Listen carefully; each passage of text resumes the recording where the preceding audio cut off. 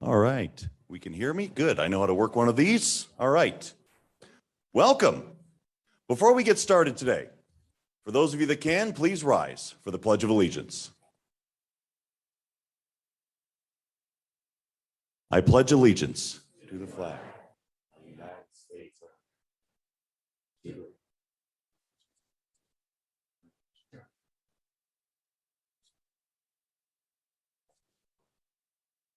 Thank you. Please be seated.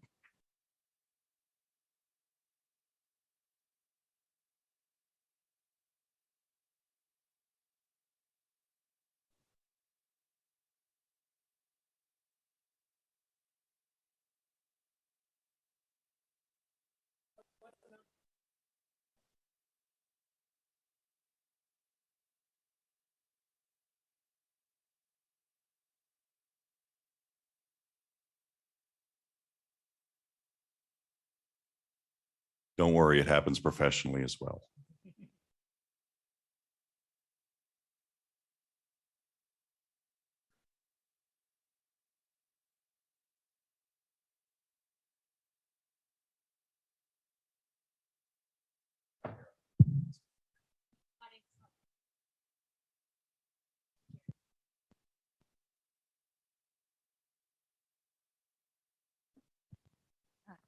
There we go.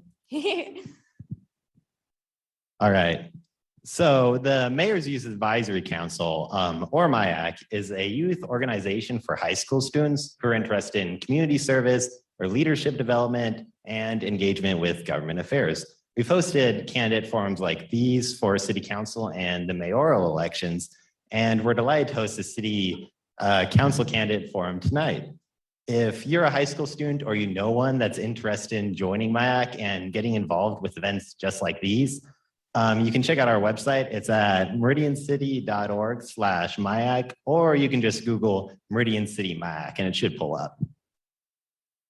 Perfect. All right, the City Council Candidate Forum will begin in just a moment. But before that, I want to thank you all personally for being here. I am very impressed and proud to see my community here and represented, and already I can tell it's going to be a fantastic night. Just seeing the vitality of your guys' faces is very impressive to me, and I'm glad that you're here. Let's quickly go over the format. All candidates will have up to 3 minutes to make an opening statement. After that, our moderator will ask the candidates a series of questions prepared by the Mayor's Youth Advisory Council, which is us. All candidates will have up to 2 minutes to answer. If there is enough time, our moderator will ask the candidates questions submitted by the audience. Finally, the candidates will have up to 2 minutes to make closing statements. Those of you who are here in person, you should see a few new note cards placed beneath your seat. During the forum, feel free to write down questions for the candidates on these note cards. Once you've written a question, raise your note card in the air and one of our volunteer runners will come by and pick it up. Those of you who are watching remotely, you can submit your questions through the Zoom link. Just click on View Zoom link and use the Q&A feature to submit your questions. I'd like to take this opportunity to thank our moderator, Nate Shellman, and from here on, I will pass it to him.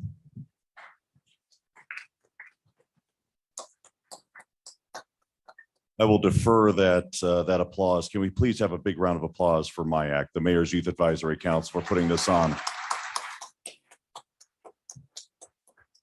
In fact, if you are a member of the Mayor's Youth Advisory Council, please stand and be recognized.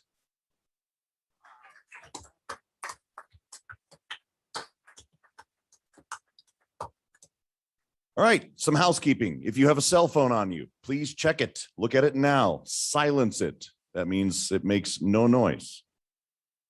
Pretty please, with a cherry on top. And now a message from the lawyers. The purpose of these candidate forums is to provide an opportunity for voters to learn about the candidates who are seeking public office and to hear directly from these candidates. All the candidates running for City Council and the West Ada School Board were invited to participate. The candidate's decision to participate is entirely their own. The candidates' remarks and answers during these forums reflect their own views. These views are not necessarily those of the City of Meridian, the Mayor's Youth Advisory Council, or 670 KBOI. The city does not take a position regarding any individual candidate. The candidates you have before you, and this will be the time where you are allowed to make an applause, and this is the only time until I say so otherwise. Candidates, Joe Borton, seat 2. Treg Burnt, seat 4.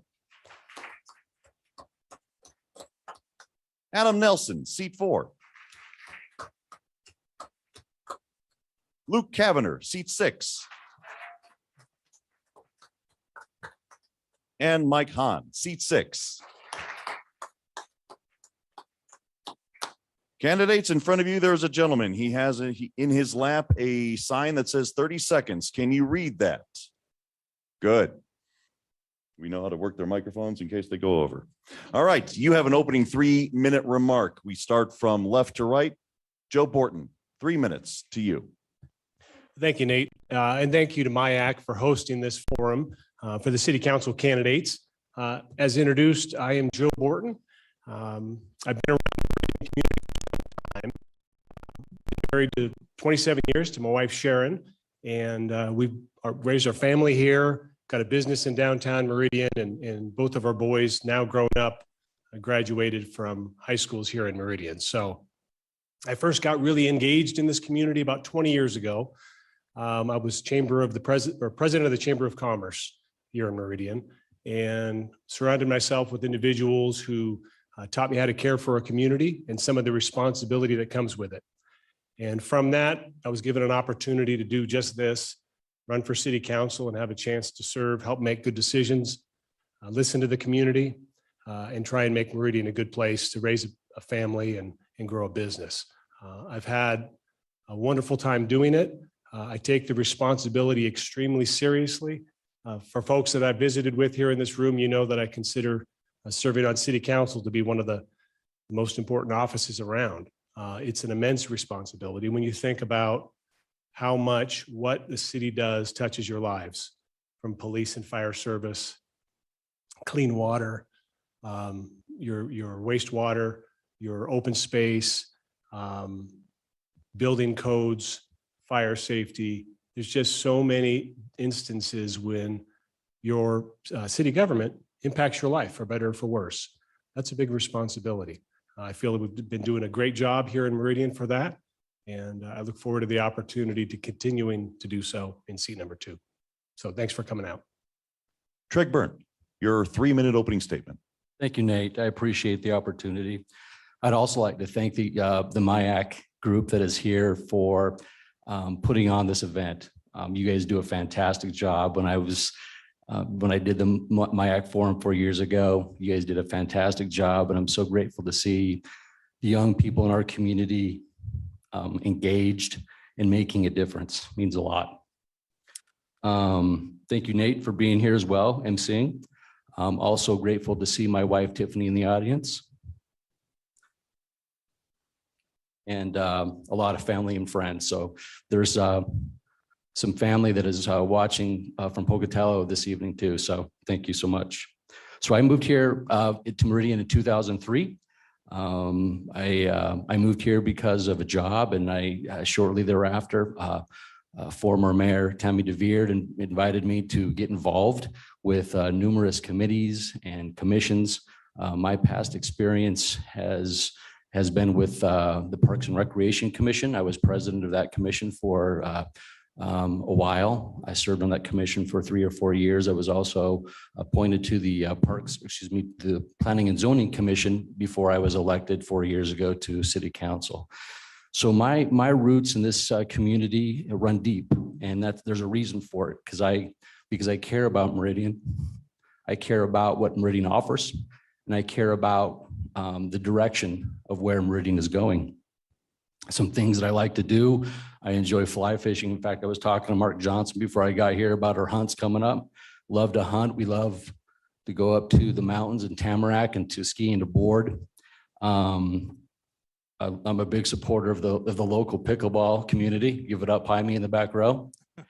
Community is very important to me, and that's what we do.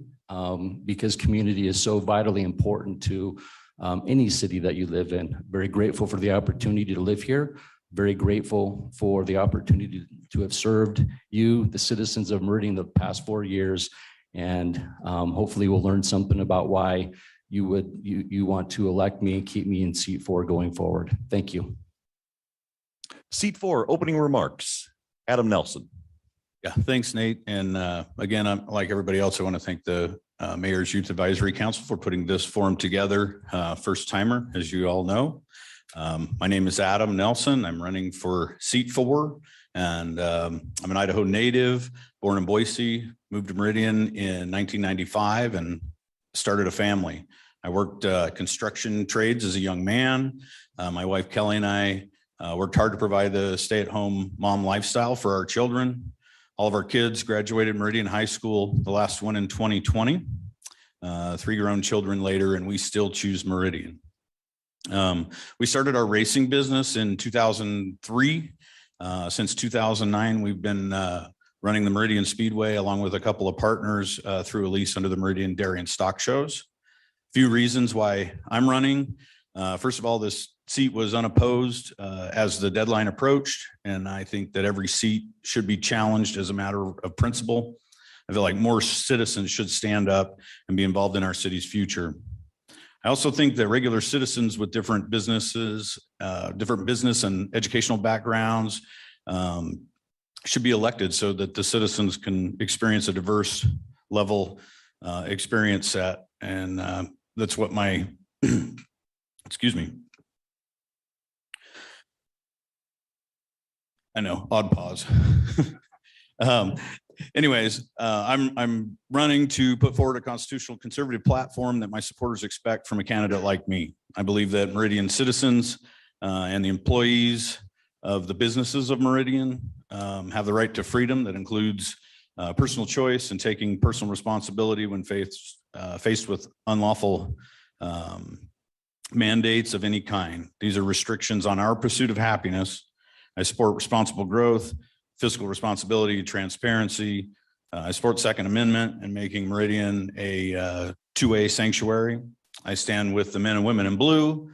I have some experience, the experience that I have, and I think that I can most draw from if elected to office is basic business 101. Don't spend what you don't have. Invest in your business when opportunity provides, and spend what you actually have on essentials. I can work through differing interpretations of a rule book. Even though words can be printed in black and white, there's always someone trying to read into them something that isn't there or isn't intended.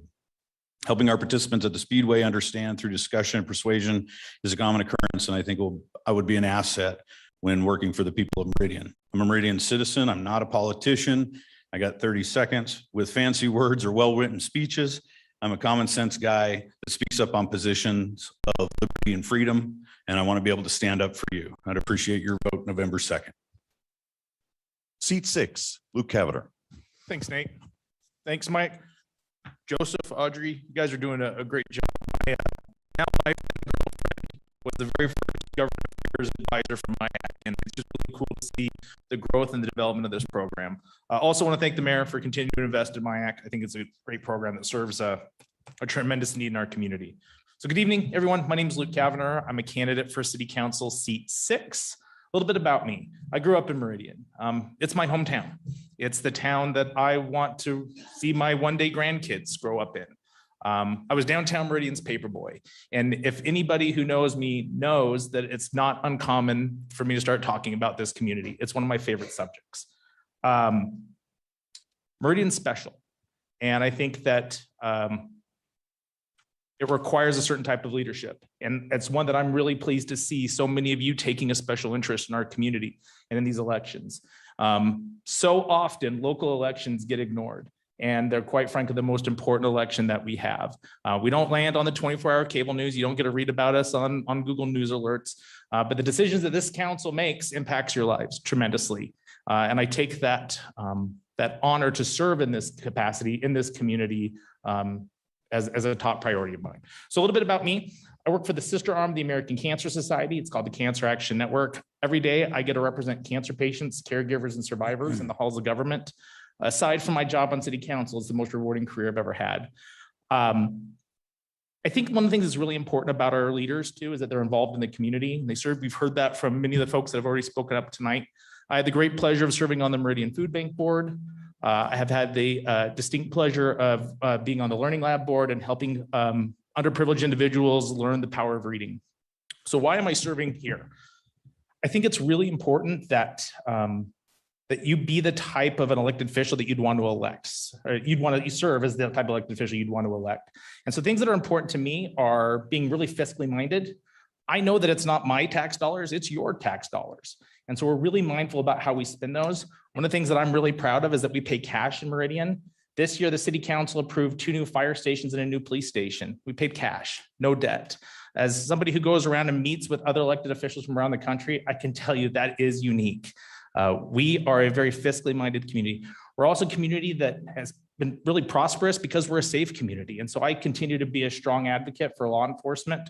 My dad was a retired police officer, and I know the sacrifice our men and women in blue and in the fire service sacrifice to take care of our community. Lastly, I think it's really important to be a very transparent and accessible elected official. So I put my phone number on every card that has my name. I like hearing from the public. I like when you agree with the decision, but I also like engaging you when you disagree with the decision that I've made. The other thing that I'm really proud of too is when it comes to transparency is that we make our checkbook available for the public to see. So if you want to know how much the city of Meridian spent on dog poop bags last year, you can find that out. I'll cut to the chase. We spent a little over $20,000 last year on that. But being accessible, being accountable, I think is what's really, really important. And I think that's what many of the people in Meridian are looking for from their elected officials. Looking forward to hearing the questions and meeting with you all afterwards and answering your individual questions as well. Thanks. Seat 6, Mike Hahn. Hi, I'm Mike Hahn, H-O-N, and I'm running for Meridian Council seat number 6. I've been a Treasure Valley resident for over 30 years. I've raised a family here. 2 Broncos and a Ute, so don't hold it against me. I'm a licensed real estate broker, have been for the last 16 years. I've had extensive business development experience in corporate America and as well as a local entrepreneur. I moved here in 1991 and got off the plane and didn't think I was going to stay, but fell in love with this place. And the reason why I'm running is, honestly, I'm just an ordinary citizen, like everybody else in this room. I've done well financially. It's been this valley's been really good to me, and it's time for me to give back by serving the will of the people of Meridian. And the areas that I'm going to focus on are family safety, common sense growth, and fiscal responsibility, because they're all interconnected. Family safety and common sense growth really depend on an adequate infrastructure, police, fire, water, sewer, and roads. Since 2017, Meridian has issued over 4,000 apartment permits, and seems like, Meridian likes to build apartments. So, when you do the research and you look at budget approvals, you ask yourself, well, why did they approve a $14 million phase 2 addition to Discovery Park when, there's only one fire ladder truck in the city of Meridian to address fires in apartments, because fires in apartments are different from fires in single family homes. Also, you start doing the research, and there's been a lot of opposition to what they call upzoning, which is basically increasing the density in parcels of land that, were zoned for one thing, but now they're zoned for a higher density. And people move here and they do the research and they base their purchase decisions on, zoning properties, zones of properties that they're next to. And then all of a sudden it's a different zone, right? So, as a private citizen, right, I feel that maybe the Meridian City Council isn't necessarily listening to the citizens of Meridian. I'm beholden to no one except for the citizens of Meridian. I am not endorsed by any builders or realtor associations, even though I am a realtor. So also, I agree with Adam. I think Meridian should be a two-way sanctuary city like Eagle, like Cuna, and like Star. So again, I'm Mike Hahn, H-O-N. I'm running for Meridian City Council seat number 6. Now to questions. Reminder for the candidates, you will have 2 minutes for your answer for these questions. And we'll start with question number 1.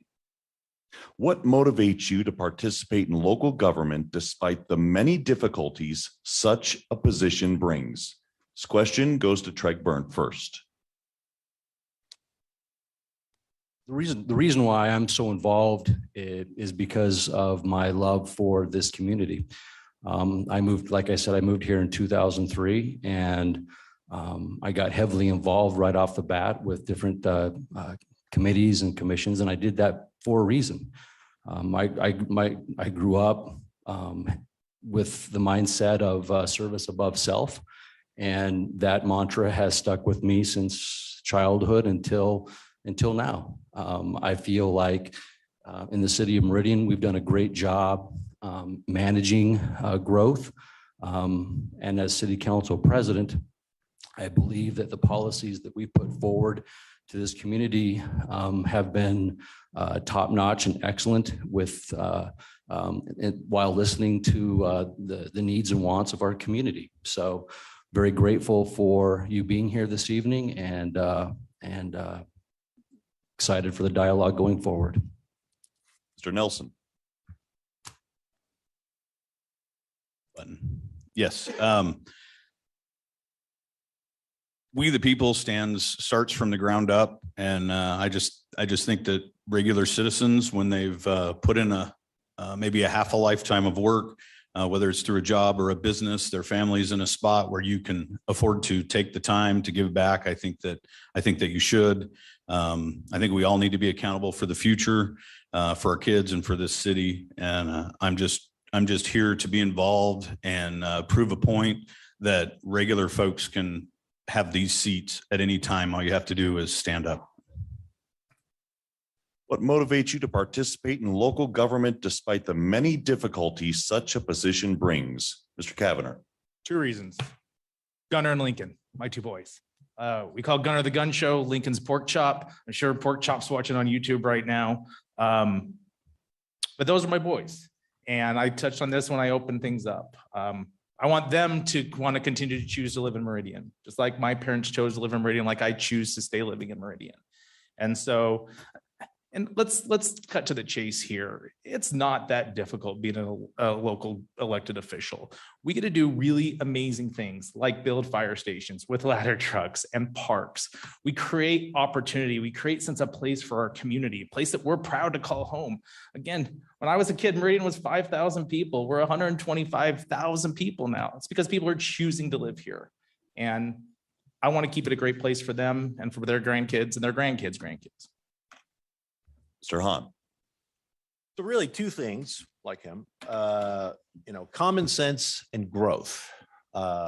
Meridian's growing like at an unbelievably fast rate. I mean, we're the #1 fastest growing city in Idaho, and it seems like everybody wants to move here. And I think, and one of the things that compelled me to jump into the race is we got to tap the brakes a little bit on this growth, because I think that some of our infrastructure is getting taxed.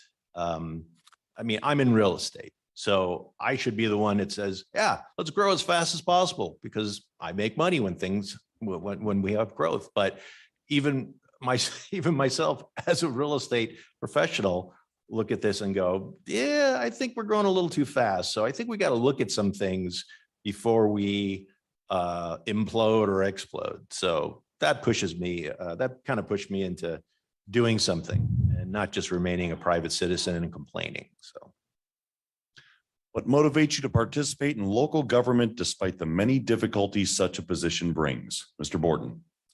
Thank you. That's a great question. I think the answers are great too, quite frankly. I could certainly say my children and Treg's and Mike's and Luke's and Adam's everyone here in this room. When I got involved in this community, and my wife and I realized there's an opportunity to serve, I get a great sense of satisfaction in trying to help facilitate collaboration. I started when our community was much smaller. The challenges are greater now, but the ability to try and bring people together who have different ideas and different viewpoints, all with a common purpose, everyone with a good heart, but they might see things differently, to bring them together to try and come up with collaborative solutions. I've often said we have 2 ears and 1 mouth for a reason. That gets lost in our community at times, national and state level, much more so. But we have an opportunity every single day in these seats to serve in that manner. And I learn every day. I've been doing this a long time. And I still learn every day, and that fascinates me. My colleagues on the city council are some of the best I've ever served with, extremely intelligent, and I learn every day. I learn from our mayor as well. So that motivates me every day to have that chance to perhaps do something a little better for our city than the day before, make it a little better. We only get one time around, one chance to try and make things better. And I've got an opportunity to do so, and I will not let it pass, and it will not rest. So that's what motivates me. Our next question. What do you see as Meridian's most serious challenge? And what is your solution for this challenge? Mr. Nelson, you're up first. Been asked this question a couple of different times, and every time I hear it, I have a different answer or a different challenge. I mean, obviously, we know traffic is a large challenge. There are greater challenges out there, but the one thing that you hear when you talk to people is the traffic lights and the stoplights and all of those things. I'm not 100% certain what the solution to that is, because I don't think from a seat up here that it's 100% in the city council's realm of fixes necessarily, but I think the planning and zoning scenario items, that some of the things that Mike brought up, I think looking at where those high density items are going, I think that's going to impact the future of this traffic. I don't think we're ever going to stop it, but I just think that that's the one thing that regular citizens look at from and I'm going to say non-politically engaged citizens, because there's tons of other topics, but when it comes to just regular folks that come through our doors and our business, that's the one thing they're always talking about. So I would hope to be able to, from this seat, take a look at what some of the alternatives might be if they are available, and go from there. I'm obviously going to lean on the group that's been dealing with that challenge from day one, but the new guy and the new eyes, that's kind of what we're hoping we can look at some of those items. Mr. Kavanagh. Thanks, Nate.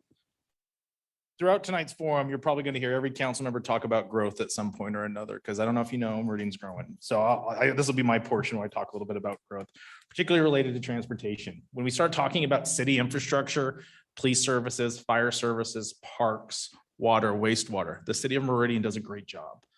The problem is that some of the institutions that we don't have direct involvement in, our schools and our streets and roads, are the ones that are causing us as citizens the greatest amount of pain. And one of the things that I learned 4 years ago when I was out talking to voters was they understood that it wasn't the city's job, but they were hiring us as city council members to solve the problems. And to Joe's point about collaboration, I think that's something that the city of Meridian does really, really well. And when you start talking about collaboration around challenges related to transportation, I think there's a couple of solutions that have come up that I'm really proud of. Number one, the city of Meridian has invested $2.5 million to get right away so that we can get the Linda Road overpass built. Again, that's not something the city of Meridian has any direct involvement with. We're not the transportation network, but we're investing dollars because we've got money in our bank so that we can improve quality of life for all of us. Second thing that I think that we should also do to help slow the impacts related to growth as it relates to public transportation is taking the right of way that's over here in front of the railroad tracks and paving it. And let's let autonomous buses zip up and down the railway corridor, taking riders of choice, people who want to ride public transit, as opposed to relying on people who only choose public transit because that's all they can afford. The more people that we can put on buses, the less impact we're going to have on our interstate and our streets and roads. It also comes to, I think, smart land use decisions. And my opponent talked a lot about the apartments that are in Meridian. Yeah, we do. We have a lot of apartments. We went from none to a bunch. But when you look at what the things I think the city does really well is where we locate them. So you just go around Overland Road between, I don't know, Linder and Meridian. There's a ton of apartments there, but your homes aren't there. We're centrally locating multifamily housing so that they can get easy access to the interstate. And Joseph's given me the wrap it up. So I'll talk more about that later on. Thanks, Joseph. Appreciate it. What do you see as Meridian's most serious challenge, and what is your solution for this challenge? Mr. Hahn. Growth. Yes, and that's why I kind of jumped into this race is growth, and are we applying common sense to the growth? And the Meridian City Council has a lot of power in, especially when projects come up for approval, asking for variances, asking for upzones. The Meridian City Council has a lot of power to say yay or nay, right?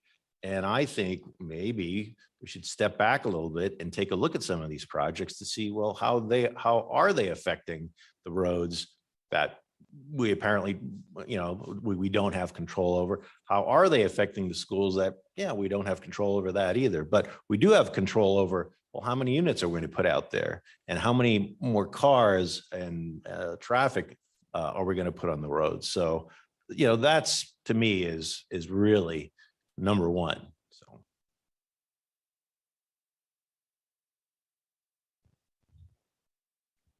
There we go. Mr. Borton. That's all right. Thanks, Nate. I think one of the challenges that we have to stay focused on for sure going forward is purposeful growth. We know we've got great demand for what our community provides for a lot of good reasons. So going forward, the growth has to be purposeful. And by that, I mean having the discipline to adhere to the plans that we've developed. Meridian is guided by long-range, long-term plans that many of you might have participated in, most recently with our community comprehensive plan, And a comprehensive plan guides the entire city of Meridian, not only within its limits, but where our area of impact and where we intend to grow.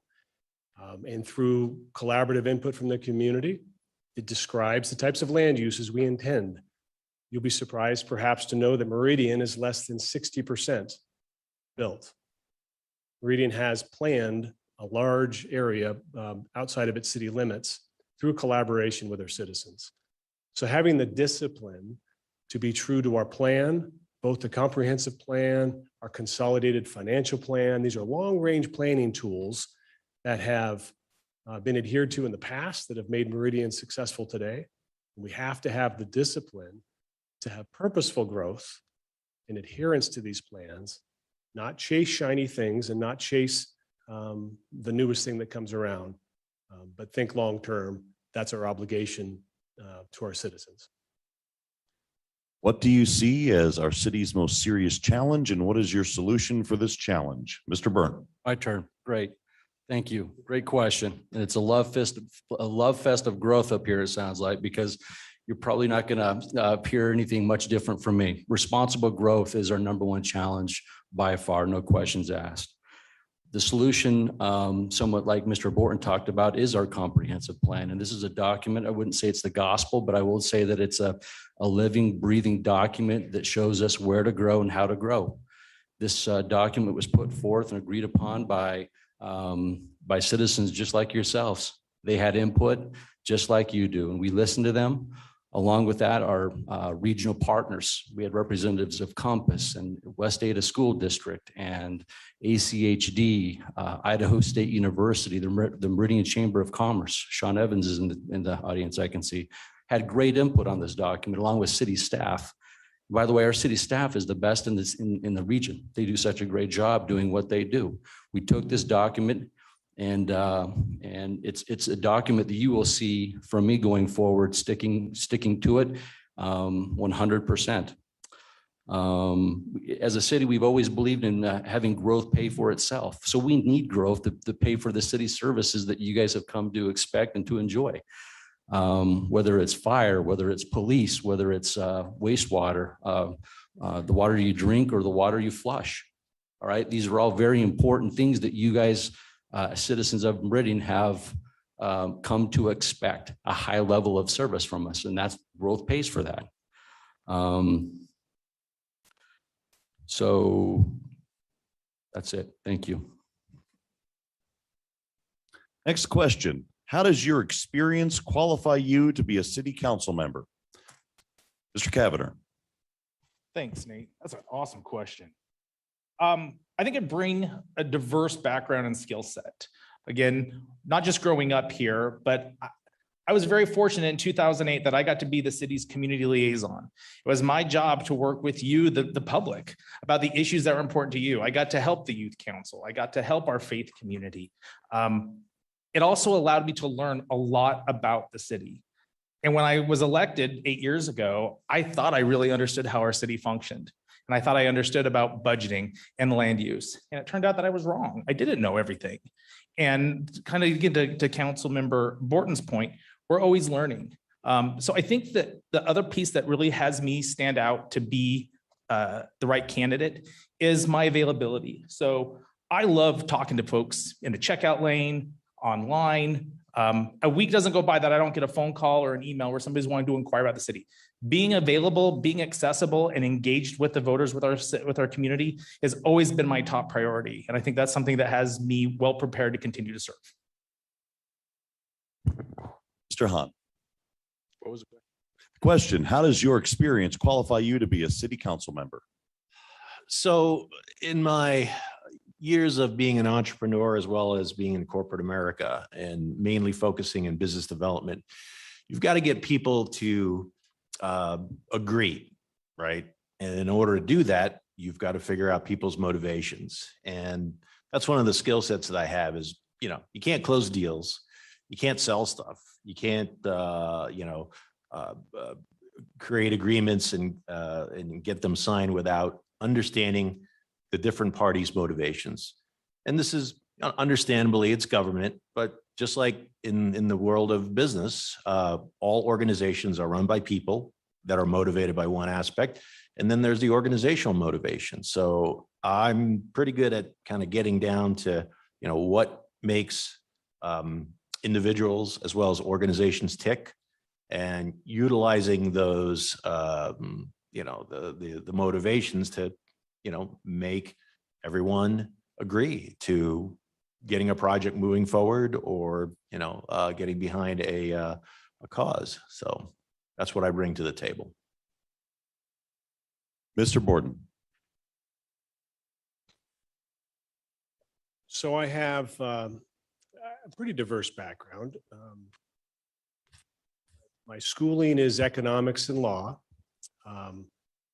But I think more important than that is my experience in the community as a downtown business owner, a small business owner, dealing with the good times and bad times in our community, difficult economies and strong economies. I employ Meridian residents. We have struggled and thrived together. I have watched my kids and coached my kids in baseball parks that I saw my predecessors approve and some of my mentors approve. And I saw the impact of that on those families, including mine. And I'm very well aware of the impact that has. We talk about quality of life in Meridian, and we can talk about big things, the big G in growth, but I remember like it was yesterday what it matters or what it means to have a Settlers Park ball field to a family, to be able to coach them. I've seen some amazing things that our public service, public safety folks have done for my family and for others that I know very closely. Our police and fire are the best in the state without exception. And I've seen it on a very personal level. That motivates me, and that gives me the experience to know when it takes 20 or 30 hours to prepare for a long council meeting that might go to 1 a.m, that it's worth it. And that I'm committed to devote the time to make the right decision and grind through everything necessary to make sure that happens, because I know the impact of those decisions on families in our community. How does your experience qualify you to be a city council member? Mr. Borton. Thank you, Nate. I think that real experience and real leadership matter, especially in the current conditions that we find ourselves in the city of Meridian. We're growing rapidly, which is a good thing, but it takes real leadership with real experience to make key decisions that affect your lives. I'm also a small business owner. I look at when I'm managing the budget, when we're looking at those big numbers, I rely heavily on my business experience on making budgetary decisions that affect your lives. Like I said earlier, I've been on numerous committees, many commissions. When I started, when I was elected 4 years ago in city council, I had the experience of planning and zoning and land use. Land use is a really complicated, very important aspect of what we do at the local level. And the idea of running for city council or the idea of being an elected official is much different than actually being an elected official and gaining the trust of your community. So currently, I'm also the vice chair of the legislative committee for the Association of Idaho Cities. I sit at that table with state legislators and we talk about these complicated issues. I promise you, you want someone sitting in that seat with experience that knows what's going on and can continue to make decisions that affect Meridian going forward. Mr. Nelson. I would note that none of the candidates at this forum had experience as a councilman before they were elected to their first term. I believe that Meridian City is probably the largest business in the city of Meridian. I mean, we've all heard about the infrastructure and the different departments and things go on in the city. So all I'm saying is that this is a large business, but there are people, not just one family is affected in this large business in the city of Meridian. I'd like to be able to partake, offer support. And I think that I could complement the group that is assembled for the next round of the city council. Our next question. What is the difference in the role of the mayor versus the city council? Mike Hahn. Wow. Well, to me, it's kind of similar to having a president and his cabinet, right? Mayor has a vision for the city, and the mayor has his staff, but also the city council is also the voice of the people, right? And the city council has to interact with its constituency and bring those concerns to the mayor so that they can kind of dovetail the mayor's vision. And there's the vision, there's the day-to-day, but the vision and what the people want, and kind of formulate a cohesive plan moving forward. So I feel that the mayor has to rely on city council, and also city council in turn also relies on the mayor. Mr. Borton. Thank you, Nate. There is reliance, but I do see it a little different. I think a better analogy, quite frankly, is an executive versus a legislative branch. Primary roles of the city council are fiscal and policy, city policy. Fiscal being the primary one. The city council sets the budget. Mayor makes recommendations to the council. And that's a pretty awesome responsibility. It is done and has historically been done collaboratively in Meridian. Former Mayor Tammy DeVeard, who's here somewhere I saw, created a great track record of being collaborative with council, and the seven of us trying to work together on a common goal to help Meridian. But the budget is the city council's. And the second big facet of our legislative role is the policy, in directing policy of the city as a whole. So the day-to-day management of city employees and the day-to-day affairs falls within the mayor under that more executive role. But the legislative activities, ordinances is another good example, all fall within the city council's realm. Mr. Byrne. Mr. Showman. I agree with what's been said. I'll also take it a step further. Mayor, the mayor's office is the executive branch of our city government. City council is the legislative branch of our local government. And just like state level, just like at the federal level, it's very important to have those things separate. All right, for many different reasons. Like Joe said, we handle the budget. That's our number one responsibility, making fiscally smart decisions on behalf of you, our citizens. Number two, I would even take it a step further and say that a lot of what we do has to do with land use. There are a lot of people that want to come before us who have sold their property, who want to develop their property, who want to annex into our city. And we hear their requests and we deliberate and we make decisions. And it's very, very complicated. And that's what the city, one of the roles of the city council does. Third, like Joe mentioned, we handle policy, whatever that might be, and it ranges from A to Z. But most importantly, I believe as a city council, we also have much to do with city services like police and fire and keeping you safe as citizens. But those are the main points between the executive branch and the legislative branch in our city. Thank you, Nate.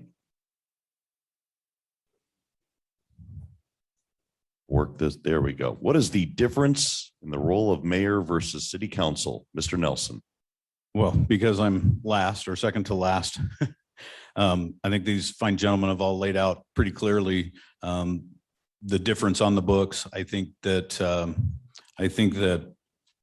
being one of those pieces, one of those 6 pieces, offering counsel from a different background or a different diverse scenario and representing the citizens can help maybe point a direction in budgetary items or spending that potentially is not necessarily what maybe the citizens are asking for at the time on the sidewalk versus what's happening in the chamber. So I don't disagree with the role of the mayor and the city council. I just think that sometimes a new piece of information or eyes on that old information is helpful.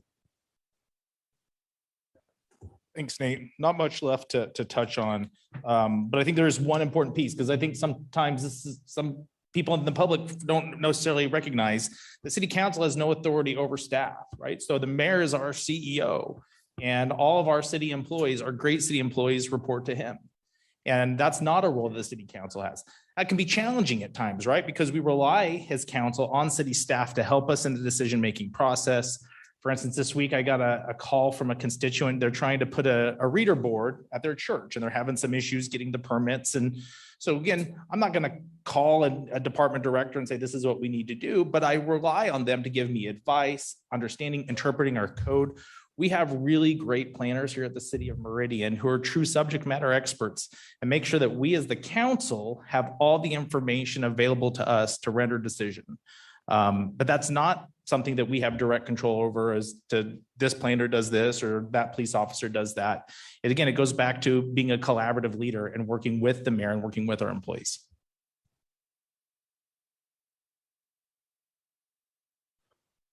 What is a personal goal you have for Meridian? Mr. Borton. A simple, measurable one is no debt. We've had success. I think Councilman Kavanagh referenced what we were recently able to fund. It is because council members before us and mayors before us, or before Mayor Simison, made disciplined decisions, sometimes not popular perhaps, sometimes difficult, but always with a long term in mind. It's the type of discipline I was describing in my earlier comments that yield great benefits for the community long term. That's part of this responsibility for our government to live within its means.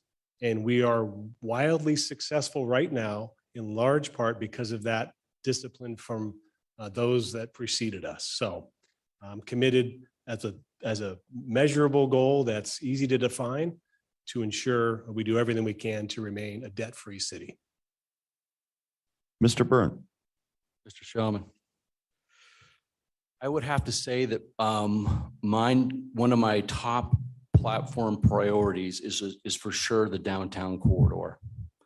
If you know anything about me, if you have spent any amount of time talking to me, if you have spent an evening with me and my family, you will know that I don't travel very far from the downtown corridor to eat, to recreate, to do whatever. The downtown corridor is the heartbeat of our city.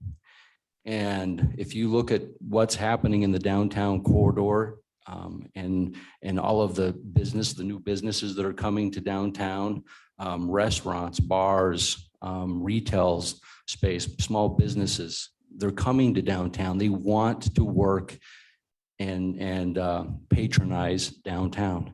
There's a reason for it, all right? Because downtown is a new hotspot in the Treasure Valley.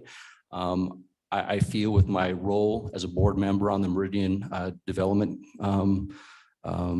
Commission that I've played an intricate role in the decision-making processes of what that downtown corridor looks like. When I ran 4 years ago, the downtown corridor, a thriving downtown business community was important to me. And going forward, you'll see that desire in that approach going forward as well. What is a personal goal you have for Meridian, Mr. Nelson? Well, the personal goals, the list that has created itself over the last 2 weeks has been interesting, but I would say that taking some time, if elected to seat 4, taking some time to go and review some of the previous ordinances that are on the books, and maybe look for things that aren't necessary any longer, or things that could be repealed to make things a little better, save some money for the citizens. Maybe they're social items, maybe they're monetary items, but I think taking a look at all of the city ordinances is probably something that someone should be well versed in. Mr. Kavanagh. For me, it's having Meridian being known as the home of the family wage job, where moms and dads both work only because they want to, not because they have to. Meridian used to be the place where people who lived in Meridian drove to Boise to work. For the first time in our city's history, we have as many people that live in Meridian that travel outside to work as we have individuals who live outside of Meridian that drive to our community for their job. Our economy is changing and it's growing. And I think it's important for local government to be in tune with that, to encourage that, so that we can continue to be that place where if dad wants to stay home and mom works, great. If mom wants to stay home and dad works, that's okay too. Or if both want to work because that's your career plans, that's also okay, but not having to choose to work, for both parents working to be able to afford to live in Meridian. What is a personal goal you have for Meridian, Mr. Hahn? Well, is to keep it and make it a family safe environment. That's why people move to Meridian. Also would like to, as we grow and we approve things, is to create more stakeholders, not just, transient folks. So those are the two things that I personally would like. All right. Our next question. Do you think it's important to have a youth voice in government? You're being watched and listened to. If so, in what ways will you include them? Mr. Byrne. This is a great question. This is, if I answer anything but the affirmative, I might get tossed out of the place tonight. But with all kidding aside, MYAC and any type of representation that not only MYAC has, but other youth representatives in our commissions, they have a huge and very important voice in the decision-making process that goes on in the city. I'm very grateful for the time spent and for their engagement and for their direction, because I think sometimes, in fact, I would say most times their ideas and their direction is probably more in tune than the adults in most cases. We have what's called participatory budgeting in the city. And we allocate funds toward MYAC to come up with spectacular activities. And they're heavily involved with our local legislators, and they actually have had bills get passed at the state capitol. And I just think that is fantastic. And going forward, I hope to continue to see that with these young people. And I want to thank each and every one of them for being here tonight. Mr. Nelson, Could you repeat the question again? So do you think it's important to have a youth voice in government? If so, in what ways will you include them? Obviously, we all think it's important. I'm pretty impressed and with the turnout that these guys have all put together, especially this youth advisory panel. I really wish there was more pressure for young folks to get involved like these people do today, back when I was young. So obviously I'm not very eloquent. You guys are conversing with adults all the time, and you're learning skills that some of us don't have, and you're learning those now because you're involved in this youth advisory panel. Obviously, the ideas that you bring to the mayor or to the city council, they're being heard. These people are enjoying hearing them and are impressed with them. So I believe that I believe that yes, we should work with them more often. Mr. Kavanagh. Thanks, Nate. Short answer, yes. Of course, we want youth involved. I wish we had MYAC when I was in high school. These youth, they don't just inspire us, they motivate us to do a better job up here. So in addition to the youth council or youth on commissions who have just had a tremendous impact at the city level, something else that's maybe a little different that I've been working on is establishing a youth liaison for the city of Meridian. So this would be a part-time position that their sole job would be to work with high school students as a high schooler. So this would be a job that a high school student could apply for. And why do that? Well, because we've seen the impact of youth's voice at the youth council on our commissions. But when you go and you look at our parks, they're largely geared towards little kids or adult recreation players. We don't necessarily have a lot of amenities for teenagers. We're wrestling right now at the city of Meridian with movie night. That's a very popular teenage attraction, but it brings with it challenges. And we as adults are sitting around saying, how are we going to fix this? How are we going to solve this? Well, I think we need to invite more youth voices into those conversations as well. And I think a youth liaison is the right solution. Mr. Hahn. You know, I think what's lacking in public education is, education about civics, right? How does the government work?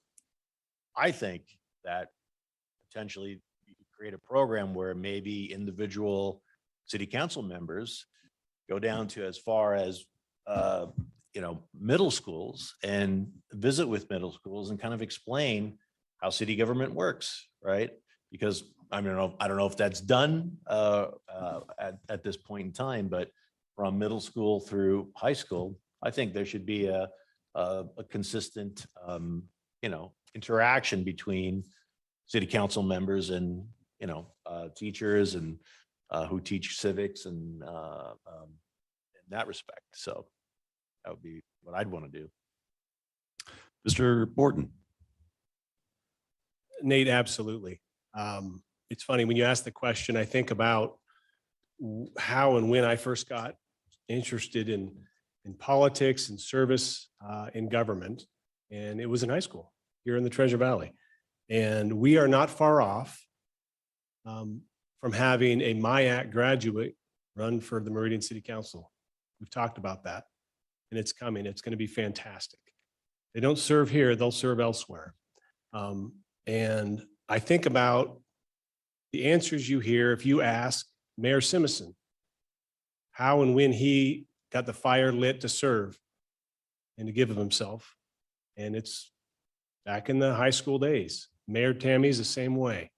You find out there's kids in this room, there's kids in MYAC right now who will have the the fire of service lit, and they will give more than they ever get because they had an opportunity to serve.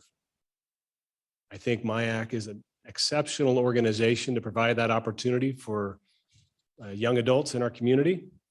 It will pay huge dividends, not only for Meridian, if we're blessed enough to have any of them come run and serve in elected office here, but it'll certainly provide a blessing for any of them, wherever they go, to have a chance to serve. It made a huge impact on my life when I was in high school, having that opportunity. So I wholeheartedly welcome it to continue and to encourage MYAC to do so. Hey, Nate, just think one thing about MYAC, there has been an elected official elected to public office Right. that was. You're right. Yeah. Sorry, Tyler. Yeah, so Tyler Ricks, who is a library board trustee, is a graduate from MYAC. So just a little heads up on, we actually do have public elected officials who are from this great organization. Gentlemen, good news, bad news. Good news, we have some fantastic questions. Bad news, we are right now at 28 minutes. Do you all agree to give your next answers in 90 seconds or less? Yeah. Yes? All right. Good answers. First question. With our residential property taxes skyrocketing, what is your view? What are your plans to help property taxes stay in check? Mr. Nelson. Right to the fire first, huh? I've written a couple of paragraphs on property taxes and you know, the word freeze comes up, the words tap the brakes comes up, a lot of words come up, but I think the biggest thing to do is to just look at where we're at and where we're at in relation to the rest of the world and make sure that we're not overcharging our citizens on property taxes just because the price of everybody's house has gone through the roof because everybody wants to live here. Mr. Kavanagh. 90 seconds is going to be hard. Three things. One, it's good governance. So you've got about $30 million right now in unallocated budget surplus dollars. Now's not the right time for the cities to be taking a property tax increase. How do we prolong or how do we prevent property taxes from going up in the future? Two suggestions. One, remove the homeowner's exemption for anyone that moves from out of state for 3 years. So I've got a 14-year-old. We're looking at colleges. There's in-state tuition versus out-of-state tuition. But we could apply the same metrics here as well. If you're choosing to move to Meridian, you don't get that homeowner's exemption until you've lived here for 3 years. The other suggestion is to implement a transaction fee at real estate closings. Now, what does that mean? It means every time a house is bought and sold, a small percentage of that sale or a fee would be added on that would be used to build schools. When you look at, when the Kavanagh family looks at their property tax bill, it's not the city property taxes that are buckling us. It's the amount that we're paying for schools. We're paying for, we've got an assessment plus a bond plus a levy.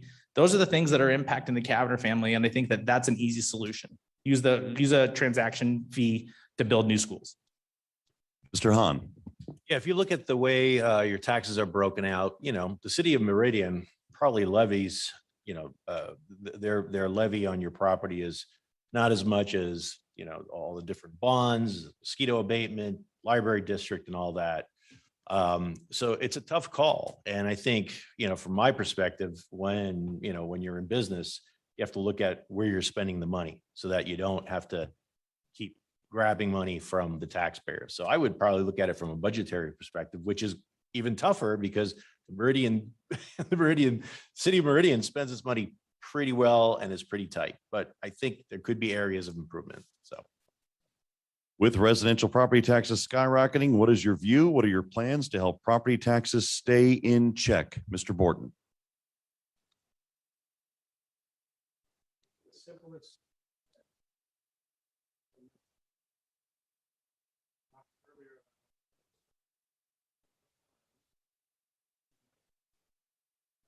Driven with such growth that you have to have the discipline to say no. To encourage growth in some areas and note that we're not able to be everywhere at all times. Say no, even when it's not popular, even when there might be pressure to do otherwise. That's the type of discipline that allows you to be fiscally solvent for years, decades. you want to have an ability to maintain your levels of service and all the things that we cherish in our community,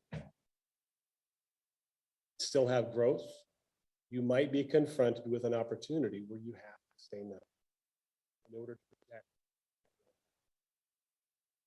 That's what's Mr. Byrne. Mr. Schauman, grateful for this question. I'll be real quick. Currently, as I said before, I serve as the Vice Chair of the Legislative Committee for the Association of Idaho Cities. So I not only represent Meridian, but I represent every city, which is 199 cities in the entire state, along with the Mayor John Evans of Garden City. All right. Some things that we worked really close with our local elected, our local electeds were very close with our state elected officials this last legislative session. And some things that we need to work on going forward, for sure. Number one is there's the circuit breaker for sure needs to be tweaked a little bit.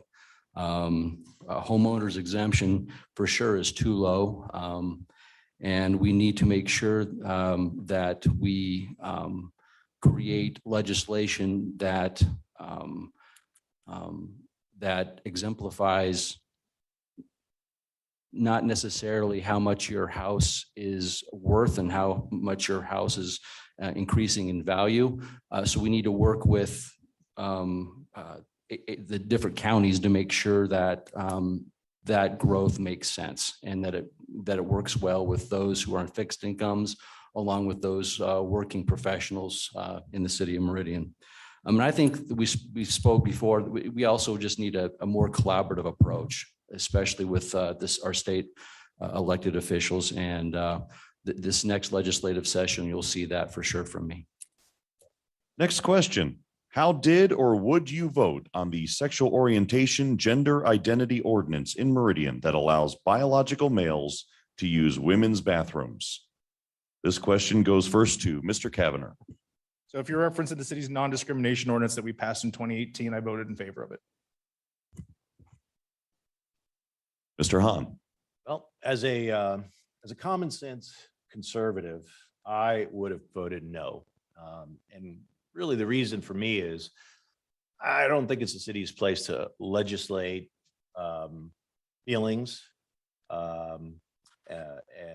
because, and I've read that ordinance and it's very vague and it's got some very vague language that could put, a lot of people at risk from a variety of different things. So I would have voted no. Mr. Borton. Nate, I would have and did vote yes for it. Just for some brief context, this is an ordinance which many of you might already know, but just last year in 2020, the U.S. Supreme Court in a 6-3 majority issued a ruling that quite frankly made it nationwide right that is afforded in the Bostock case. But nonetheless, the Meridian ordinance is one that it's one of one. It is the most narrowly tailored one in the state of Idaho, albeit perhaps the West. And it is one that we have had collaboration with the Chamber of Commerce and our business community in forming it. And I'm glad to note that since its adoption, we've had 0 complaints provided to the city from anybody. It's not been utilized at all. And I'm pretty proud of our community for that. Mr. Byrne. Thank you, Nate. I voted against it. Okay, Mr. Nelson. I also would vote no. Plenty of time, more questions. Very good.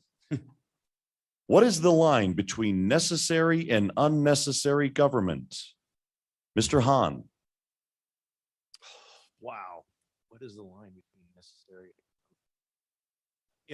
I think government is here to provide safety for people. Fire, police, infrastructure. You want water to drink. You want to flush your toilet. You want to drive on safe roads. A proper land use. Anything above and beyond that, my feeling is that it's government overreach. Mr. Borton. It's a difficult one to define without some context of facts. I think that the best way to describe where that line is drawn is to recognize the reason that local government exists, and it is to provide certain specific core functions. Right? We as a community get together and we collaboratively say, let's work together for law enforcement and police protection. Let's all, pitch in together and provide open space for our community and good fire and public safety. We all benefit from that. How about clean water and wastewater? And some infrastructure that allows all of us to benefit from it. To stay true to those core functions and the reason that cities exist, and to avoid the temptation to stray from that ultimate critical mission, is some of the discipline that's necessary to avoid what can become government overreach. You find at times overreach can exist in other communities incrementally. Again, that's where discipline is necessary to be mindful of the fact that it's easy in 1 year to slide a little away from those core functions. Very mindful of those, and that is one of the paramount focuses every year of our city council to ensure that we stay true to those core purposes. What is the line between necessary and unnecessary government? Mr. Byrne. Mr. Shellman, thank you for that question. I think first and foremost, it's really sticking to our values and who we are as a community. We spoke about fiscal, I've spoke about fiscal conservatism, land use, policy-making decisions that really affect our citizens and who we are and what we represent. The first thing that comes to my mind when it comes to unnecessary forms of government is maybe I'm a small business owner. And so I pay close attention to government overreach and making sure that I'm allowed to do business in a lawful way in which I can provide a level of service to those who come to my business. That's just one thing that came to my mind first. But with that said, at the City of Meridian, we've done a great job in creating a business environment where businesses can thrive through our urban renewal districts throughout our city. So those are some things that came to my mind. Mr. Nelson. I believe government exists for the protection of the citizens' personal rights and do not impede on the freedoms afforded by the Constitution. Mr. Kavanagh. Thank you, Mr. Shellman. So I'm one that kind of believes the government's hand should be the lightest, whether it's in our pocket or in our lives. And so what you've heard tonight is a little bit of a kind of a subjective response. And that's great. I think that's what makes city councils great. It's collaborative leadership. The other area that I really think where government overreach can begin is when it diverts from what it's intended to do, which is provide public safety. So again, police, fire, water, sewer. But then the question comes about also how you maintain your community's values.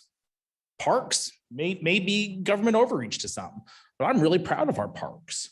I'm really proud that we've got a sense of place for our kids and our young people and families to recreate and enjoy themselves. Now, if the private sector did parks, none of us would probably be able to afford to go there. So I think that's an appropriate place. Representing its community's values is the other place. Again, it's going to be subjective, but those are the areas that I think that government is best suited to serve. We're going to sneak in one more 60-second answer. 60-second answer for the timekeeper. We're going to start off with Mr. Borton. How will you help protect Meridian from the ongoing threat of COVID-19? Yes, I said 60 seconds. Whole 60 seconds. Boy, that kind of ties into the last question. So that's a tough one. It's not a 60-second answer, but it kind of goes back to that balance between the primary purpose of local municipal government and personal liberties, and recognizing that there's a responsibility not only sitting in this chair to do things and to take action, but also know there are times when you might have to exercise restraint, and individual liberties should win the day and be something that you hold true to. So it's not a city council, quite frankly, that ensures that you're safe from COVID-19. I would defer to scientists, and your individual liberties to make wise decisions to protect your own safety. Mr. Byrne. Hey, Shum, that's an impossible answer to me in 30 or 60 seconds. Just real quick, I was part of a group and that I spearheaded keeping Meridian healthy and open for business with the local Meridian Chamber of Commerce. Former Mayor Tammy DeVeard and Tommy Alquist and a couple others got together and we thought of some great ways in which we can create trust and in our local businesses where people felt like they were safe enough to go and patronize and spend money while the COVID pandemic was in full force, and it worked. If you look at the city of Meridian, our economy flourished. Our economic situation in the city of Meridian was absolutely amazing. Our unemployment is so low, and it was because, I think, first and foremost, because we set that standard right off the bat, which other people across across the state mimicked. But most importantly, even above that initiative, I think promoting personal responsibility going forward is key. We've done that as a city.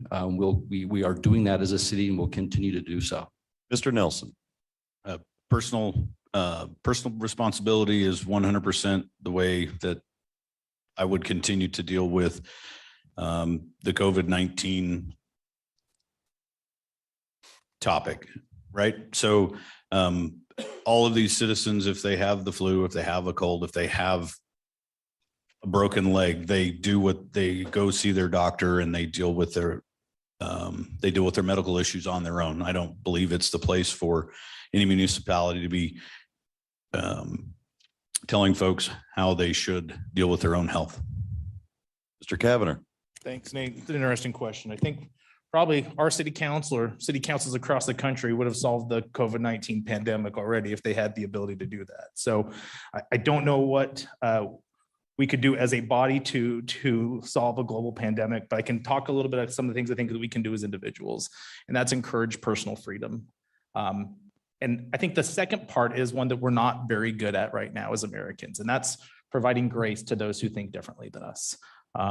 You can't, as much as people want to talk about COVID-19, everybody else is also talking about the fights that they're getting in with their family and their coworkers and their kids or their grandparents because of a piece of misinformation on social media. We need to embrace grace as a community, as a state, as a country. And I think that's something that I know our current city council is all committed to doing, not just online, but offline as well. Mr. Hahn. Yeah, I don't believe in legislating personal responsibility. Personal responsibility is up to you folks. You know, you want to wear a mask, you wear a mask. If you want to get vaccinated, you get vaccinated. There's upsides and downsides to both of those. There's all kinds of facts on social media, on the internet, that is very confusing. But at the end of the day, it's really up to you, and I'm not going to legislate that. All right, now it is time for our 2-minute closing statements. We start with Mr. Tregburn, seat 4. Oh, excuse me. Thank you, Nate. And again, thank you to MYAC. Thank you for the citizens that are here viewing this evening, who are here in council chambers, and those who are online watching. I want to say a couple of things, and I truly believe this. It's been my highest honor to serve the city of Meridian as your city councilman. Being council president of the last 2 years has been incredibly important to me, and it's been my highest honor throughout my life. I've met so many good people in the last 4 years, people who care, people who are passionate, Meridianites who are thankful that they live in this city.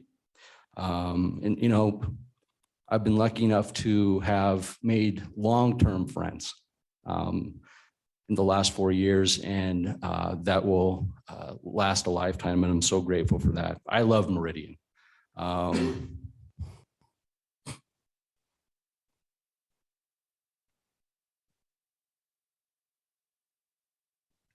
love Meridian.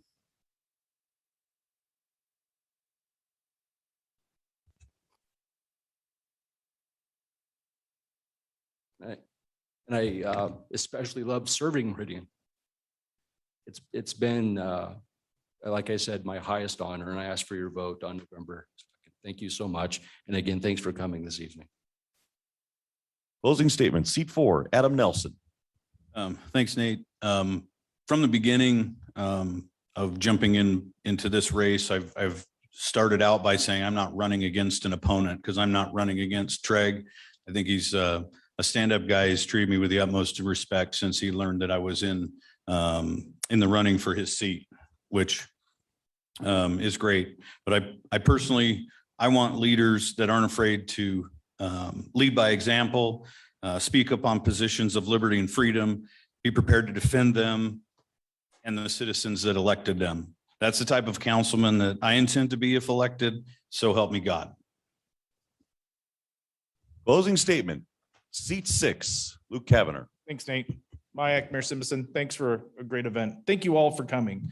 We've talked a lot tonight, and I hope all of you got your questions answered, but if not, I'll be sticking around afterwards. I want to make sure every question that you came prepared to ask, that you feel like you've got an answer by the time you leave. I want to thank my wife and kids. We don't talk about this, but campaigning's hard. It's stressful. It's long. It's putting up signs. It's knocking doors. And then we go home, and I'm just so lucky to have a great partner and great kids who put up with me because I can get a little cranky at times. I want to thank our current council. We don't always agree, but we work really well together. It goes back to the point I think I've hit a few times, collaborative leadership. That's what's amazing about local government, is that the best idea always wins. I want to thank my opponent. Adam hit the nail on the head. We are in a time in our city where elections shouldn't go uncontested. And I appreciate my opponent trying to raise up issues and engaging in healthy debate. That's important for our community. Again, Meridian wins. And I want to thank you all for when I come knock your door and ask you for your vote. You're engaged, you have issues that are important to you. And I just think that we're very lucky as a city to have just such a remarkable citizenry who really cares about their community the same way we all do as council. And so I thank you all for participating and encourage you to get out the vote on November 2nd. Seat 6, Mike Hahn. Yeah, I want to thank MYAC because I think I haven't thanked MYAC yet, right? So I want to thank MYAC and the citizens of Meridian and those of you online, like somewhere, right? As a citizen, I could have just buried my head in the sand and said, I'm just going to continue to do what I do. But, when you do the research and there's things that, the government does, even though the citizens are, against it, whether it's upzoning a property, whether it's passing an ordinance that a lot of people feel that is not right. And, people come to city council and they argue against it and maybe they're in the majority, but it's done anyway. Then you start thinking, well, you know what, that's a problem. And that's one I want to help fix.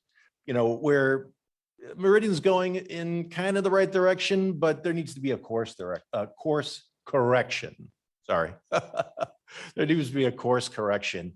And, I've always been a change agent. I've always been an out of the box thinker.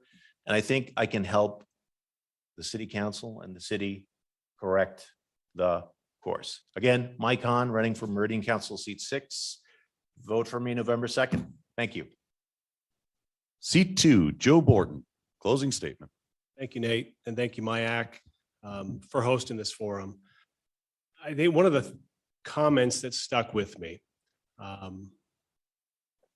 first and foremost, it's this opportunity to serve, which I appreciate, and the chance to connect with the community and talk about the plans for the next 4 years. Let's talk about what we've accomplished and what we intend to accomplish going forward. But all of you here could have been doing something else tonight, and everyone watching online could have been doing something else. Kind of reminds me of what makes Meridian special. I like seeing a crowd here who, of all the things, chose to come here, chose to hear from some folks you might know and support, and maybe some folks you don't know at all. And I think Luke's comment is probably the most telling one, and it's maybe an ask of you. And he used the word grace. And there's a lot of discord nationally and even in our state. We see it in the media and social media, and we feed into it. I would love your support on November 2nd for seat number 2. I would love the opportunity to serve this community as your city council member. And I ask that we each leave this meeting and go in grace. You'll be asked what you learned tonight. You'll be talking to neighbors and friends and coworkers, family members. And I just ask that you speak about our community with an open mind, that you reach out to us if you have questions or concerns with an open mind. That's how we do things in Meridian, whether you agree or disagree. You can tell how friendly people are to each other up here. That's how we serve in Meridian. I applaud all the candidates, that all of us that are running, for the manner in which they want to serve and the reasons they want to serve. So I appreciate you all taking the time to come out today to listen to us. Amongst the things you can do, and sincerely, I ask that you do go with that in your heart. Keep an open mind, reach out to all of us, and I would love to have your support on November 2nd. Thank you. Seat 2, Joe Borton. Seat 4, Treg Burnt. Seat 4, Adam Nelson. Seat 4, Luke Kavanagh. Seat 6, Luke Kavanagh. Seat 6, Mike Hahn. Thank you all, gentlemen, for coming out tonight. For our timekeeper, Joseph, thank you very much. Audrey, thank you very much for letting me throw some curveballs at them time-wise. And again, for all of you watching, and for those of you who turned in questions, thank you very much for your active citizenship. Folks, we're going to take a break for just about 15 minutes, but just a round of applause for all the candidates.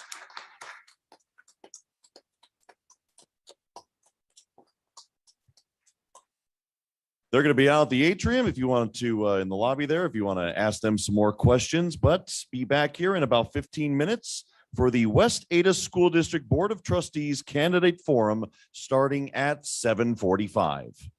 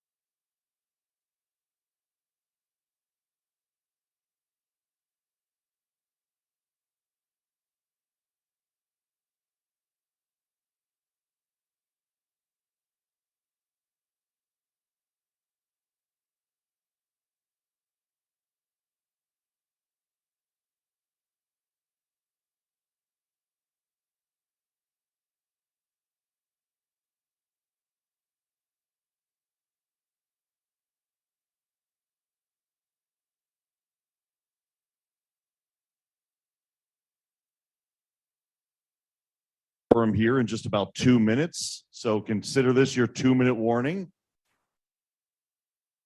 It's a football reference. 2 minutes.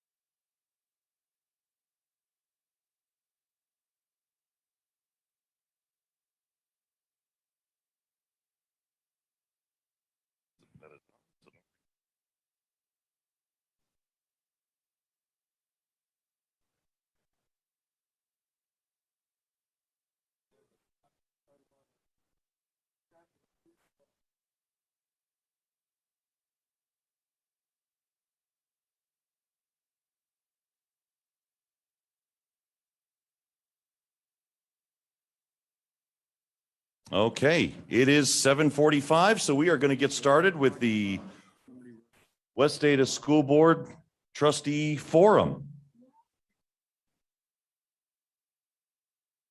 Just one more check of your phones, make sure they are silenced, make sure they don't ring or go off, because we want to make sure all the focus is on the candidates and so they can understand the questions and those at home can hear them answer. Before we get started, we started off the program with the Mayor's Youth Advisory Council. We go to the Mayor's Senior Advisory Council. Sandy? Thank you so much. So good evening and welcome to the Meridian Candidate Forums. My name is Sandy Floyd and I'm with the Meridian Senior Advisory Board, better known as MSAB for short. In the middle, well, to start a little bit, let me just talk about what MSAB does so you all know at this point. It's in its 6th year. It's made up of seniors from all walks of life, including lifelong Meridian residents and transplants to this beautiful area of ours. MSAB has offered classes such as personal safety, internet and identity safety, as well as firearm safety, to just name a few. 2 of the most recent accomplishments are the ADA compliant fishing dock opposite the senior center at Kleiner Park and the outdoor exercise equipment adjacent to that dock. Before we get started with the West Ada School District School Board Candidate Forum, I want to go over the format with you all. The candidates will have up to 3 minutes to make an opening statement. After that, our moderator will ask the candidates a series of questions prepared by the Mayor's Senior Advisory Board. All candidates will have 2 minutes to answer. If there is enough time, our moderator will ask the candidates questions submitted by the audience. Finally, the candidates will have up to 2 minutes to make their closing statements. Those of you who are here in person, you should see a few note cards placed beneath your seat. During the forum, feel free to write down questions for the candidates on these note cards. Once you've written a question, raise your note card into the air, and one of our volunteer runners will come by and pick it up. Those of you who are watching remotely can also submit questions through Zoom. Just go to www.meridiancity.org/live, click on the View with Zoom link, and use the Q&A feature to submit your questions. I'd like to take this opportunity to thank our moderator, Nate Showman from 670 KBLI Radio. And with that, I'll turn things over to you, Nate. There we go. Thank you very much, Sandy. All right, we've already checked our phones, so once more from the lawyers. The purpose of these candidate forums is to provide an opportunity for voters to learn about the candidates who seek public office and to hear directly from these candidates. All the candidates running for City Council and the West Ada School Board were invited to participate. The candidates' decision to participate is entirely their own. The candidates' remarks and answers during these forums reflect their own views. These views are not necessarily those of the City of Meridian, the Mayor's Senior Advisory Board, Ada County, West Ada School District, or 670 KBOI.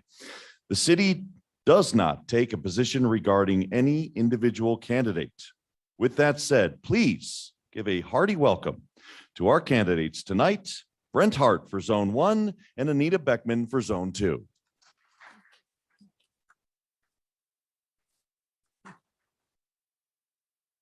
Did I get that right? Is it Zone 3? Zone 3? My mistake. Sorry about that. With that all squared away, our opening statements. We're going to start with Anita Beckman. Sure. Good evening, everybody. My name is Anita Beckman, and I am a candidate for Zone 3 for West Ada School Board. Oh, sorry. Thank you. So good evening, everybody. My name is Anita, and I am a candidate for Zone 3 for West Ada School Board. I have never put myself in a position for a civic role, but I am proud to do so.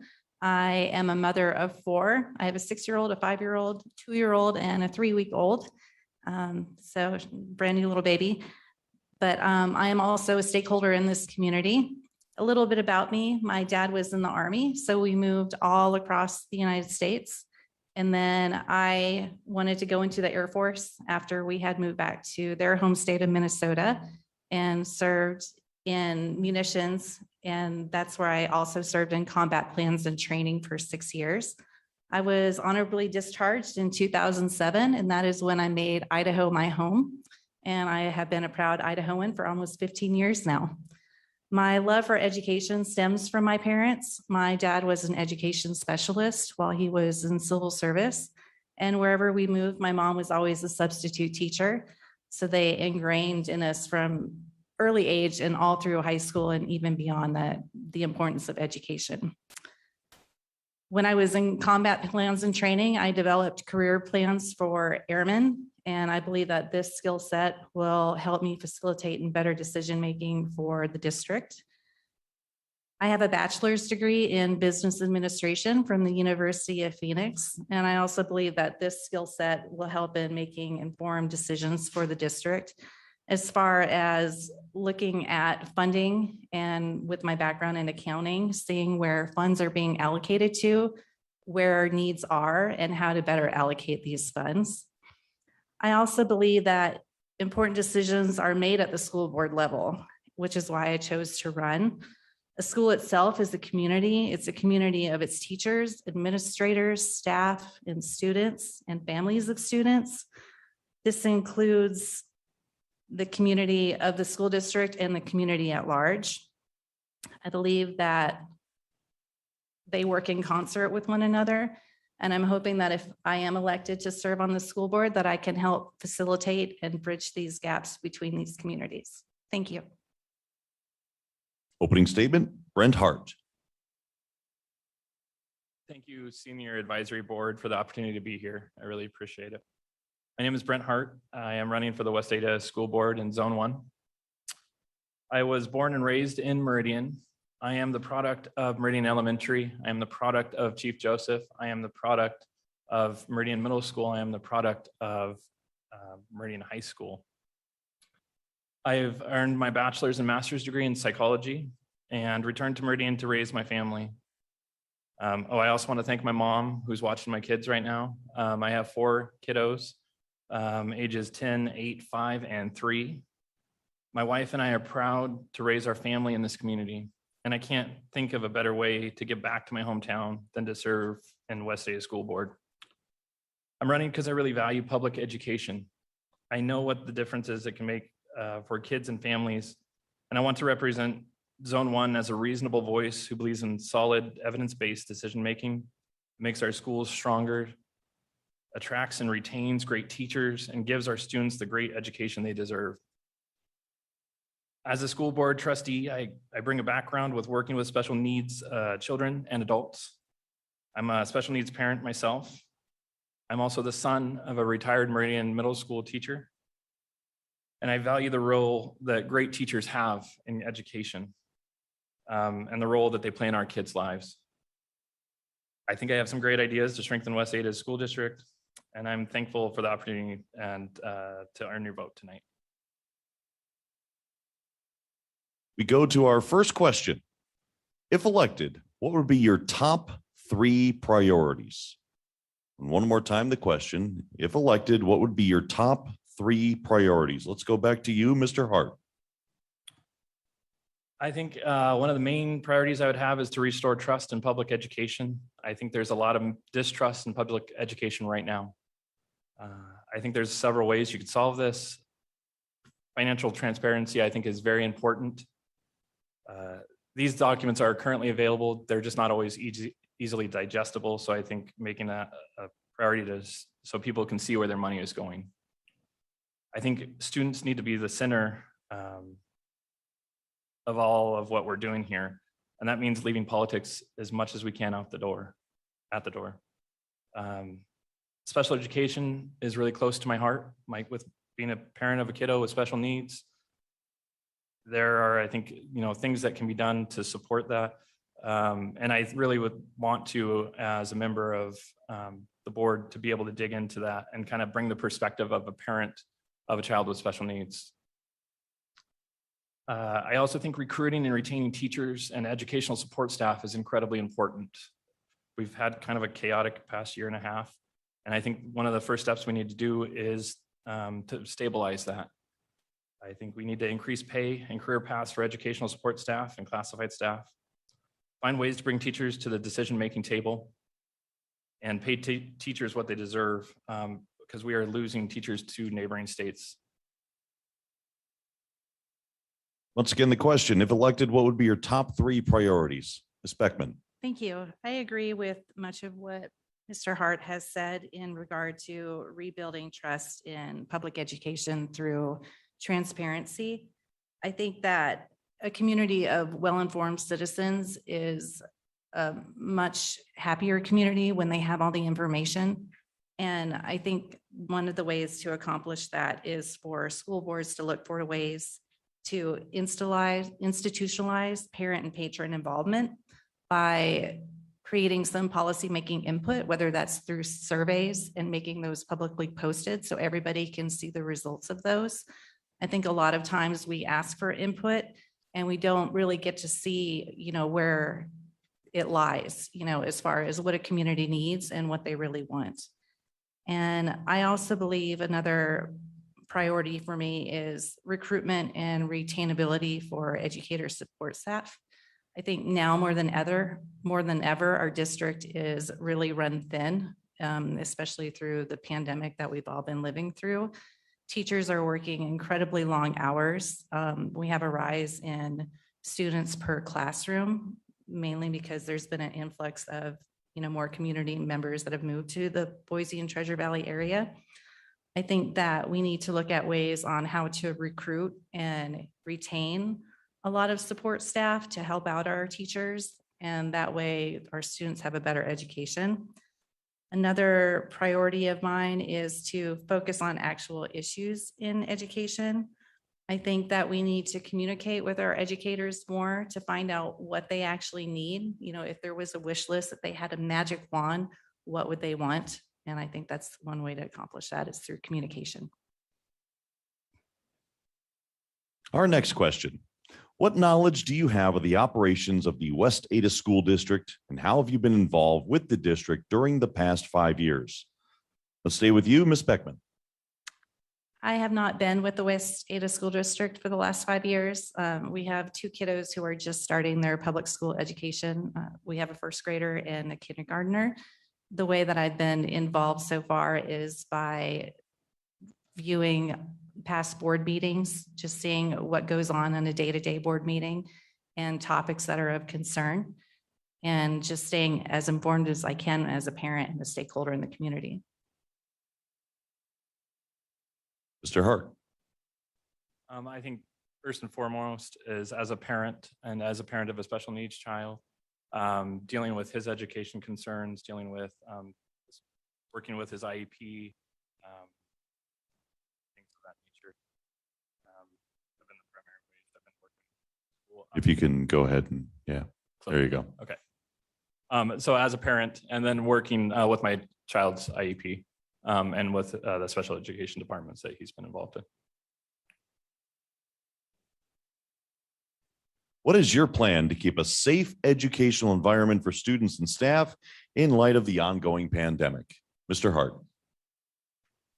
I do think it's key to make sure we're keeping kiddos in school. I think we do that through what data shows is effective, which is wearing masks. I know that's not the solution that everyone likes, but I know it's a nuanced subject as well. There's no easy answers.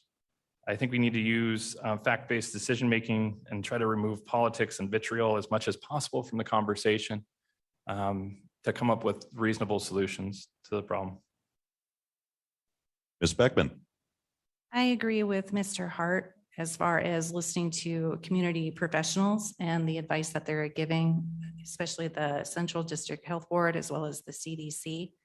And especially this year, since we are now on an attendance-based funding versus last year when it was enrollment-based funding. And this is affecting schools across the district, and not only schools, but it is affecting teachers. Teachers are, if they do get sick, they are having to use their own leave time. And it is putting a strain on this community as a whole. So if there's any mitigating measure that can keep our kids in schools as well as our teachers, I believe that is the route that should be taken. How would you go about ensuring that growth in our community pays for new schools? Ms. Beckman. I believe that is an issue that would have to be deferred to the state, but I also believe that school boards should come together and work as a board to try to propose issues to the state as what could be done instead of having to rely specifically on levies. And I think that's where you need to communicate with outside organizations to figure that out and really keep those lines of communication open. Mr. Hart. Okay, the question again. I had a question. Question would be, how would you go about ensuring that growth in our community pays for new schools?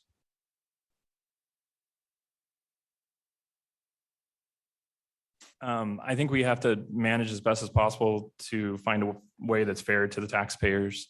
I do think this is not entirely a school board issue in terms of with the state legislator not funding the schools as they should. I am a homeowner. I don't like paying taxes as much as anyone else. You know, we are 51st in the nation for per pupil spending. That's why I volunteer with Reclaim Idaho. I think it's important, the Quality Education Act and getting that on the ballot, that this would give the school districts money to spend as they see fit, which would go down to the school boards and not an administration cost, would be helpful. A lot of talk concentrates on new schools in the district. How would you go about making sure the old schools in the district are updated and maintained? Mr. Hart. I think that's a great question. You know, I think part of it is looking at where the needs are in those schools and surveying the needs of those specific schools and what they're needing as you're kind of looking at building new schools and making sure that all needs are addressed as much as possible to most effectively meet all the students' needs across the board, so that the new schools aren't just pulling away all the money from the old schools, that you are making sure that the needs of the older schools are getting funded at the same time. Ms. Beckman. I think that's where you need to take a hard look at what is going on with the finances within the school district and look historically at what and where new schools have been built and if there's been a lack of funding for maintenance for schools within the district, if it's like a historical problem. And I think that's where you really need to look at what has been going on in the district, and not just this year, like go back 10 years or more and see where we actually need to rebuild or put a lot of money into keeping students and staff safe with buildings. What does putting students first mean to you, and how will you do that? Ms. Beckman. Putting students first, to me, my primary goal is health and safety, given that we are in a global pandemic. So I think that is one that you have to address first, because if you do not have students in school and you do not have educators in school, then what do we have at the moment? And that really affects funding, especially this year. So health and safety is a major concern for me. And it's not only for the pandemic. I mean, we had an incident in Southeast Idaho last year with a shooting, and it's making sure that every school and every administrator and every person within that building is on the same page. If you look at the reports for that incident, there were teachers that were able to do their own thing. Outbuildings didn't even have communications up and running. So it's really taking a hard look at the district and making sure that schools have a good safety plan in place. Mr. Hart. I think it's something that teachers do every day, that they do place students first and they're learning. I think parents do it as well. I think you need to listen to all the stakeholders and try to bring them in and as equitably as possible to come up with solution for things. Every kid has a unique need, and I think we need to assess what those needs are. And, the school district does that. And to have just people coming together to take care of the kids' needs, I think it's the community's responsibility to do that. Do you support the proposed operating levy that is on the ballot this November? Why or why not? Mr. Hart. I do support it. It is needed to keep the schools up and running as they are, especially in this time of a pandemic. It is not time to take away the funding that is necessary to keep schools up and running. It is not the ideal solution for it. And as a taxpayer, I don't love it either. But I think it goes back to the legislature not properly funding public education. So that's more of a state level and less of a district level. But I do support it. Ms. Beckman. I also agree with Mr. Hart, and I support the levy. I feel that, putting this on taxpayers is unfortunate, but it's a much needed necessity to keep our schools going, and I support it. As we go through the questions, then the questions are going to be fast. If you have a question that you have written down, make sure you raise your hand high so we can get that question collected and put into the queue. What motivates you to become a board member who receives no pay, has to donate many evenings, many hours throughout the year in service to constituents who may disagree with whatever your decisions are? Ms. Beckman.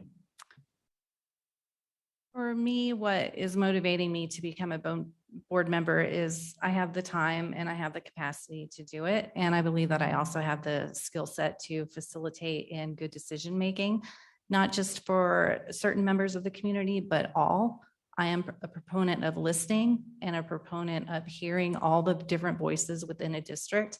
And I think as a board member, you are working with other board members to come up with the best possible solutions. And I am willing to do that. Mr. Hart.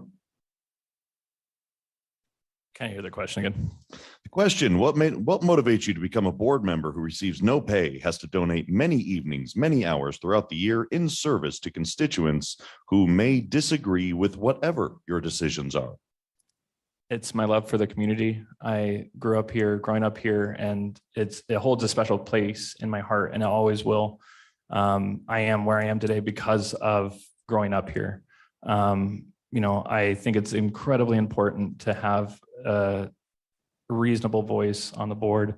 And it's something I'm passionate about. And it's something that I feel like there's a need for, again, a special education parent to help look at things from maybe a little bit different perspective than sometimes it gets looked at. With limited revenue, what should the school district be prioritizing in its budget? Once again, with limited revenue, what should the school district be prioritizing in its budget? Mr. Hart. I think it comes down to retaining teachers and educational support staff is the key. If you don't have the teachers and the educational support staff, you don't have the school. You need to make sure that they are supported, that you are retaining them, that you are not losing them to lack of funding. They deal with a lot, and we've even asked more of them through this pandemic than we ever have. So that when you have teachers out, and then you're having to pull over special education staff to work the classrooms, it just puts a strain on everyone that I don't think is sustainable. So I think the key is making sure that your staff and other educational, or all educational support staff are paid to retain them. Ms. Beckman. I agree that retention for staff is at the utmost importance, and making sure that our teachers and educators and staff are, at school and happy at school. And that is where a lot of our budget goes in the first place. I also believe in technology for students, anything remaining, because technology is just going to keep us going forward. And as we found out with the pandemic last year, having those things in place really helped us going from virtual, going in school, and then anything else the world might throw at us. So putting teachers and their salaries and support staff first, and retainability, and then through technology, I think will help us get through the district. Besides current attendance, why are you the best candidate for this job? Ms. Beckman. I believe that I'm the best candidate for this job because of my skill set. I think that I can provide a lot of background in business administration as well as accounting, and also through my combat plans and training experience and working with detailed education plans. And I also have the time and the availability to do it. And I'm a listener. I listen to what people have to say, and I take that in, and I really want to make the best decisions that benefit the most people and the best people in our district, especially the students. So whatever we have to come up with to do that, to keep kids in school and keep educators happy, those are the decisions that I'm prepared to make, but we'll also listen to every stakeholder in the community. Mr. Hart. I think that most people that know me as a pretty measured, reasonable person that is willing to work in a lot of different situations, is willing to listen to people, is willing to be empathetic to what people are going through. And just that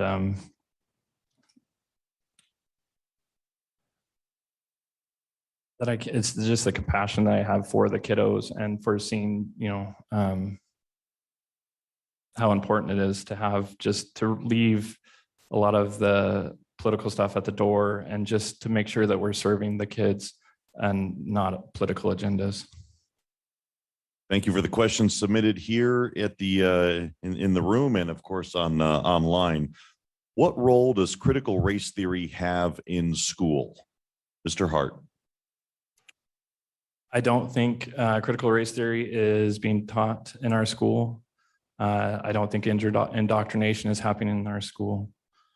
I get that parents are concerned, but I don't think we're seeing it. I consider it to be a distraction from real issues that our district is currently facing. And frankly, it feels like an attempt to erode public trust in education, which I think is damaging. Of course, if there is documented evidence of inappropriate teaching that isn't handled by the district, I'd like to be kept apprised of that and you monitor that situation. But at this time, I don't think it's worth investing time to look into, because it's not an established fact that it's happening. Ms. Beckman. Historically, critical race theory has not been taught in K through 12. It's only been in higher education and in law schools, for that fact. I think that there was a preemptive measure to get rid of it back in April, and it's an analytical tool. What I do think is, from the verbiage that was put into the bill, is that we need to look at the district and our educators and make sure that we are protecting them in current curriculum that they're teaching as to not affect funding, because that is what the bill says, that it will affect funding. So just looking at the curriculum of what has been taught and what is currently being taught is the best way that we can protect our teachers and our students. Quick follow-up, define inappropriate teaching. That is a good question. Inappropriate teaching. It's hard to define. It's one of those things that is, hard to define, but when you see it, I feel. I think Idaho creates values in people that they are, if a student was in a class of 30 and experiencing something that was off, it would come to light. And then the community itself would have to look at it and the school board about that. Go back to Ms. Beckman. What is your view on the West Ada Parent Association? Are you now or were you previously part of this group? I am not a member of the West Ada Parent, is it the Parent Association? West Ada Parent Association, as it's written for me. I am not. It is something that I am new to the district as a parent, and I have been working with our individual teachers. So I've been trying to keep as informed as possible in our own schools, and I am always willing to learn all about any groups within the district to be apprised of their concerns. Mr. Hart? I am not. Okay. What are your thoughts on school choice? Mr. Hart? I think it's appropriate for some. I think it depends on who your kiddos are and you match it to their personality. So I'm not against school choice. Ms. Beckman? I agree. I am also not opposed to school of choice. I think it depends on your household and your kiddos and what is best for them. And as parents of your children and what that their needs are. I am not opposed to it. Do you believe there is a place for gender identity education in elementary, middle, and/or high school? Ms. Beckman. I believe this is a hot button topic in today's society, and it is something that needs to be addressed as far as elementary school or middle school. Elementary school, I'm not so sure about, but as a parent of your own kiddos and you know what's going on with them in your own household, I think that we as a district perhaps should have things in place, counselors where they are able to talk to somebody. As far as teaching for elementary school, I would say not until sex education begins that maybe you really start to delve into topics like that. Mr. Hart? I guess I would need more specifics on that. I don't know about any specific situation. Can you ask the question one more time? Do you believe there is a place for gender identity education in elementary, middle, and/or high school? I think it depends on what you're talking about, education in terms of any of that stuff. But I do think it is one of those things where it might be somewhat of a distraction away from issues that are prevalent in the school district. In recent months, the West Ada School Board meetings have been met with social unrest as a result of the politicization of COVID-19 public health protocols. In these meetings, many parents have voiced their disdain towards certain health measures, while student voices remain largely unrepresented. How important is it for the West Ada School District to continue to offer a platform to these parents? How would you give students a bigger voice? Mr. Hart. Yeah, I think it's incredibly important to give students a voice in that. In terms of the parents, I think what they're saying is important to them, obviously. I think you also need to make sure that you're not listening to just the loudest voices in the room. Just because someone is the loudest voice in the room doesn't mean they're the correct voice in the room. I think you've got to listen to everyone and do the best you can. It's a nuanced situation. There's sometimes, the other thing with people's children with special needs, if they're on an IEP and there's a reason they can't keep a mask on, I understand that those kids, they cannot wear a mask. A child with autism maybe can't keep a mask on their face. That's why I feel it's important for the people that they can do it, that they should be wearing a mask to protect the community as a whole. But yes, I feel it's important that you listen to all stakeholders. And I like the point of asking, the children's point of view. Very few people do that. Very rarely do people get that point of view. And I think just as it's important what the parents are saying, I do think it's great to what the children are saying too. And kind of that point as well. And, the city council races mentioned it. There should be more of a community student involvement probably with the board and getting them involved and a connection more there so that you're getting those voices heard. I think that's great. Ms. Beckman. I don't know if excited is the word, but I do like that so many parents within our community are voicing their concerns and that they are getting involved in issues that are facing the district. I do feel that there are better ways to communicate and see, what the different voices are saying. And I really believe that we can accomplish that through surveys and actually publishing this data. And it goes back to transparency, because there are many voices within a community, and those voices are also student voices. And I don't feel that we hear from them enough. And they are the product of the school district, and we need to hear from them, whether that's through surveys or public comment and getting more forums out there where we can have discussions. Mr. Hart, I'm not picking on you, but you phrase your answers in a way that makes me want to ask follow-up questions. You said we must be certain not to make sure to just listen to the loudest voice in the room. What is your perception of numbers? Do majorities have any role in decision makings with, as far as parents, with decision making from the school board? Yeah, I think they definitely go into decision making. Yeah. Should they be represented as far as the decisions that get made?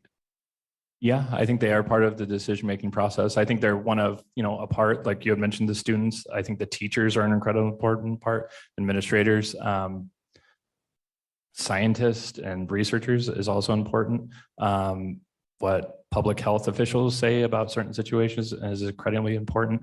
I think it's a lot more complex than it's often made out to be, that you just follow the majority of parents, or what is called the majority of parents, in decision-making processes.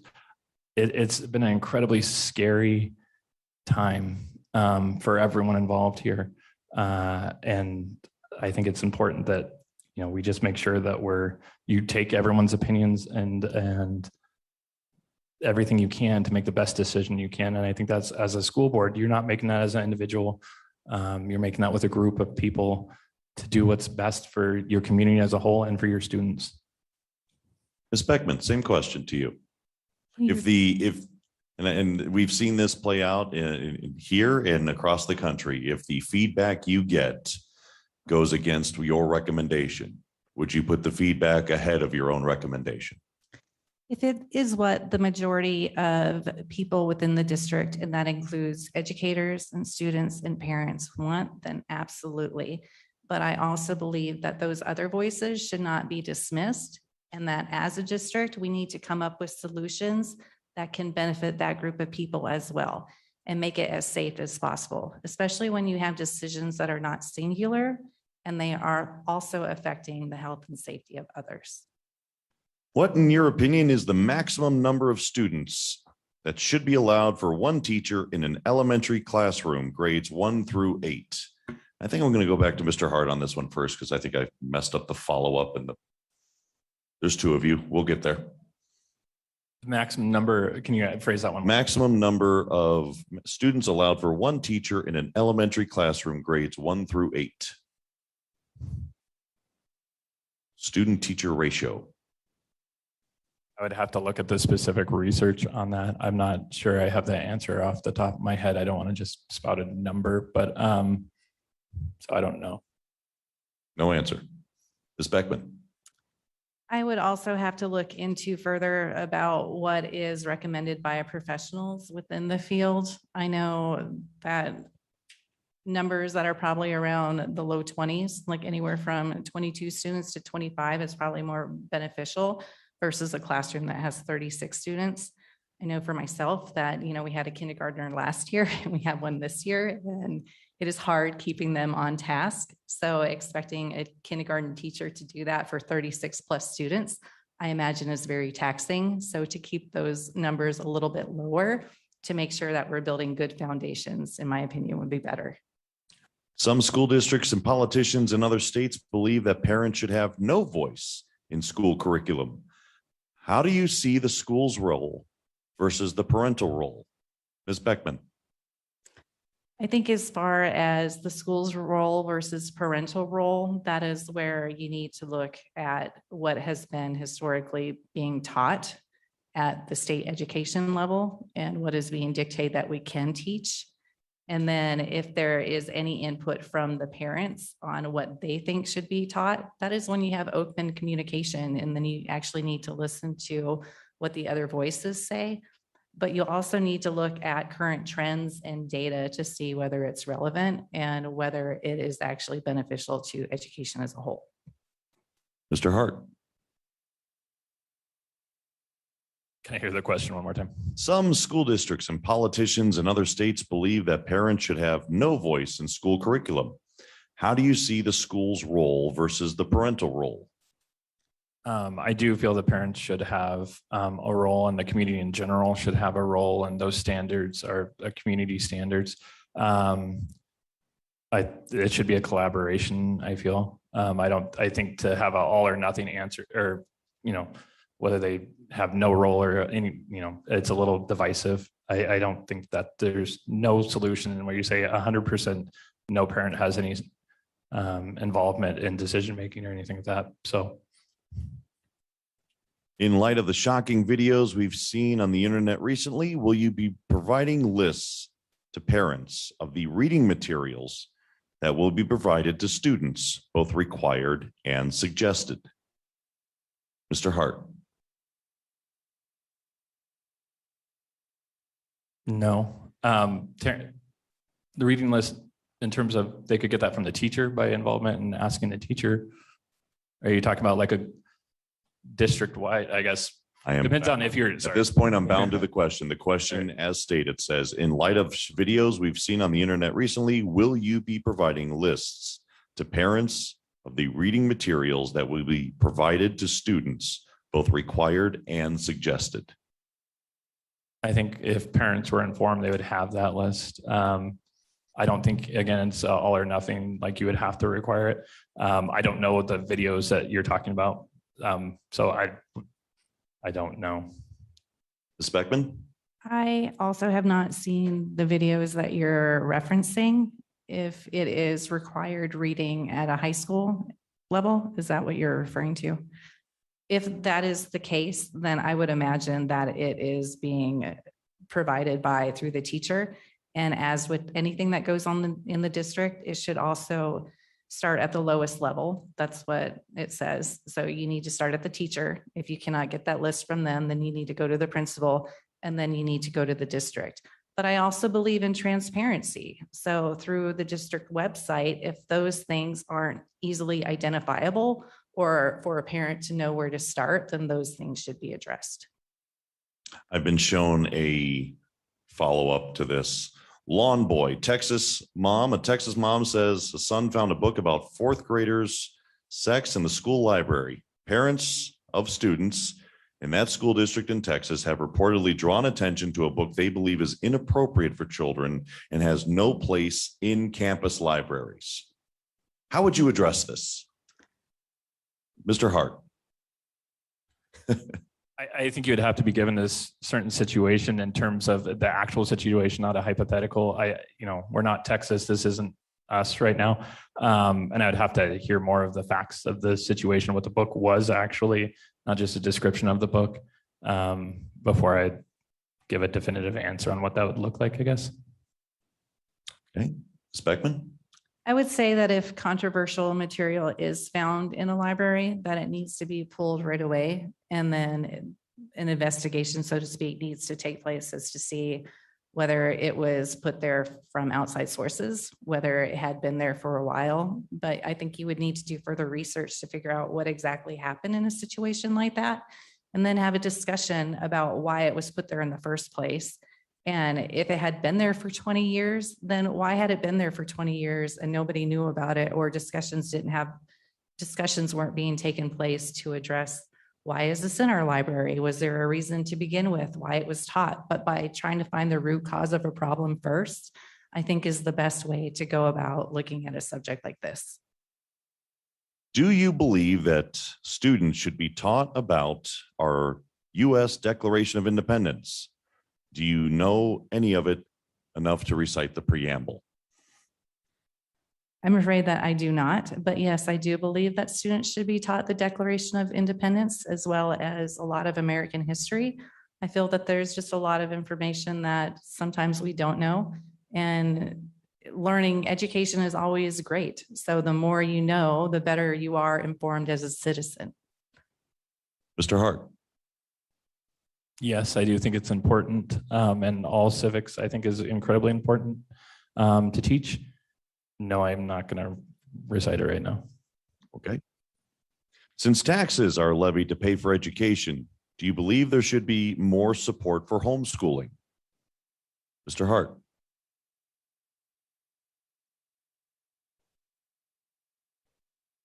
If a person wants to homeschool, they can. I know Idaho is well known for its supporting of homeschools. I think the parents have the choice in that if they want to choose that option. Ms. Beckman? I believe that given we have been propelled into a world circumstance that was unknown, and some parents did decide to homeschool their children, I believe that resources should be provided, whether that's through education plans to help facilitate that. So I do think resources or knowing where to go for those resources should be put in place for parents who want to homeschool, especially if they've never done it before. Maybe they're not comfortable having their schools and the students in schools this year, and they do opt for homeschooling this year, but want to reintegrate next year. But I definitely believe that there should be a data bank of resources that parents can access. How do you communicate effectively with a room full of people who are not in favor of positions on masks or vaccinations? Should their students be granted exemptions and allowed in class? Ms. Beckman. I think given the global pandemic and that decisions that are being made are not singular, meaning that a decision for a student or a teacher not to mask up does not just affect their person, but it actually affects other people that are within 6 feet around them, is what we should be looking at. So when addressing a room full of people who does not agree with that, I would go back to listening to professionals that are offering their medical opinion and medical advice, and through the Central District Health Board and also the CDC. And I have faith that this pandemic is not going to last forever. I know this is hard for everybody, but I also believe that you need to reevaluate situations and not only accommodate, health and safety, but those who also don't want to mask up. Like, what can we do to keep those students in school as well? And I think those are conversations that we need to have. This is not a one size fits all mask, meaning that, everybody does not believe or not want to mask up. But I think you need to hear everybody. And if we're looking at health and safety, you need to look at health and safety for everybody. Mr. Hart.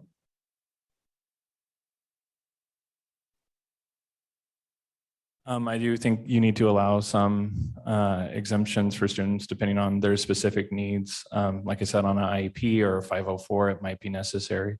In terms of a room full of people, I think there needs, as long as it's kept respectful, all the way around, that you should, hear people out and their opinions.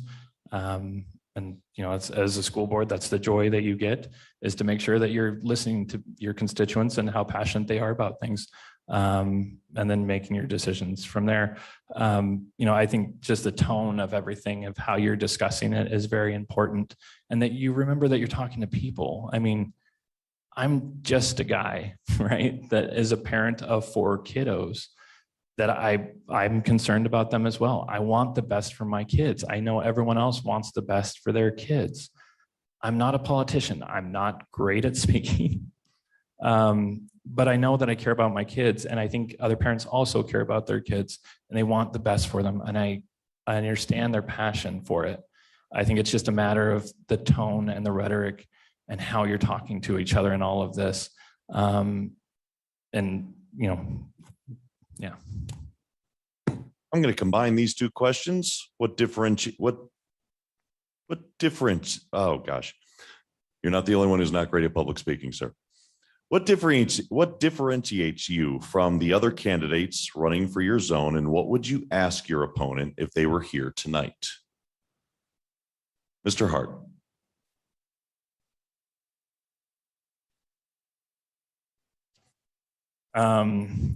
Outside of funding, I would say that,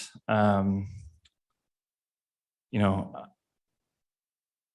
can you ask me that question one more time? What are the differences between you and your opponent, and what would you ask them if they were here tonight?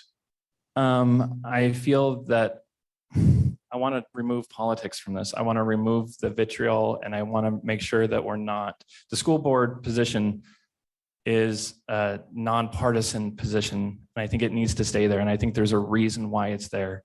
So that there isn't such, you know, the back and forth and the negativity and the hate. You know, every time I've mentioned being running for school board, people are like, really, why would you do that? That shouldn't be the case. Everyone should be, you know, wanting to improve their community. Everyone should want to fight for their kids and do the best thing for their kids to make sure you're doing the right things. So I think I have less of the rhetoric. I think I have more of an even keel. I want to work with the school board as a member. I'm not seeing myself as some rock star in this. I am a community member. I'm a father. I'm a concerned citizen that wants the best for my community and my hometown. In terms of a question, I don't think I have one. Ms. Beckman. I think what differentiates me from Angie Redmond is that I want to be a voice for all, and I want to know what everybody is thinking and where the needs are within the district. And I think that by a person that is going to go ahead and maybe not listen to certain voices, I don't think is the best way to go, because we have to listen to students. We have to listen to educators, administrators, support staff. There is a whole group of people that is part of this district, and we need to listen to everybody, and we need to know what is going on. As far as a question for Mrs. Redford, you know, I would want to know, when she says students first or parents first, you know, what does that mean for her? Just because I like knowing what other people are thinking, and, you know, I might gain something from her perspective. This one is going to take some legislative knowledge. There is a bill, House Bill 377. How do you feel about the language of House Bill 377 that deals with critical race theory? Do you disagree with the bill's language, or do you agree that students should not be taught that individuals are responsible based on their race, sex, for actions committed in the past? Ms. Beckman. So I read the House Bill 377, and a lot of the verbiage is vague, but that is where we really need to look at what is going on in our district as far as curriculum. That way we can protect our teachers and students alike when it comes down to funding, because funding is used numerous times in that bill, and that is something that does not need to affect the district. Mr. Hart. I would agree with Anita. And I think it is just something to be concerned about when it is attached to funding, and what that looks like and what that could look like for school districts. And the schools are already strapped for funds, and what that would look like. How do you feel about transgender identity among youth? Is it healthy? Should it be encouraged through counseling and curriculum? Mr. Hart. I don't think that's the responsibility of a person on a school board to decide. I think that's between other people. That's not on. I don't think that's a school board responsibility. Ms. Beckman. I do believe that as a district, resources need to be made available to students within the district that are transgender. I believe this is a topic that is not going to go away. And I don't believe that we should pretend it's a non-issue. I definitely believe that resources need to be put in place for any student who needs to talk about it, because suicide among transgender students is a real thing. And this comes back to health and safety for me, making sure that our students feel safe within the school district. So having resources in place where they can talk to somebody is very important. It is time for your closing statements. Now you can both breathe a sigh of relief. 2-minute closing statements. I will start with Mr. Hart. Again, I want to thank the Senior Advisory Board for having this and for having us here. I think it's a good opportunity, and there are some important questions that I think are great to hear and to answer, and to be part of this is I think important for anyone running for school board to be here. So I appreciate the opportunity. I think we do want a lot of the same things for our kids. I think it's easy to be divided, but because there are different approaches. Again, I'm not a politician. I never saw myself sitting in front of you guys in the crowd and sharing some of the things and reasons why I want to be a part of the school board. But I'm honored for the support I've received from my campaign, and I will continue working to earn your vote. I am available for any questions. I have a website, brent4westada.com. If you have any questions, concerns, feel free to email me there. And yeah, thank you. Ms. Beckman. I also wanted to say thank you for the invitation to be here. It is nice to hear other voices within the community and the questions they are raising, just to figure out, areas of concern. I'm also a parent and a stakeholder in this community. I have my own concerns, but my primary goal as a candidate is to listen to everybody and to see where those views fall in line and how we can be better as a district. I feel that our district is responsible for producing future thinkers, leaders, and active citizens. So I believe that with my background in munitions and combat plans and training, as well as administration and accounting, that I can facilitate that. And I would hope that if you have any questions for me, please feel free to come and ask me. And if you have any other concerns or issues that are of concern to you, I want to know about them. I love hearing what people have to say. And I think just having conversations with people and getting other people's point of view is how we can make this district better. And that's listening to everybody, all the stakeholders, students, faculty, staff, teachers, everybody. We need to hear from everybody. And I think that's how we can go forward and have a better school district. For those of you watching at home and for those of you who have been a part of this candidate forum tonight, thank you very much for your questions, for your attentiveness, for your watching. Thank you very much to the Meridian Senior Advisory Board. Thank you guys for putting this together. Appreciate it. And again, for our candidates for being present tonight, thank you guys for the uneasy exercise of answering questions on the fly. Thank you guys so much. Thank you.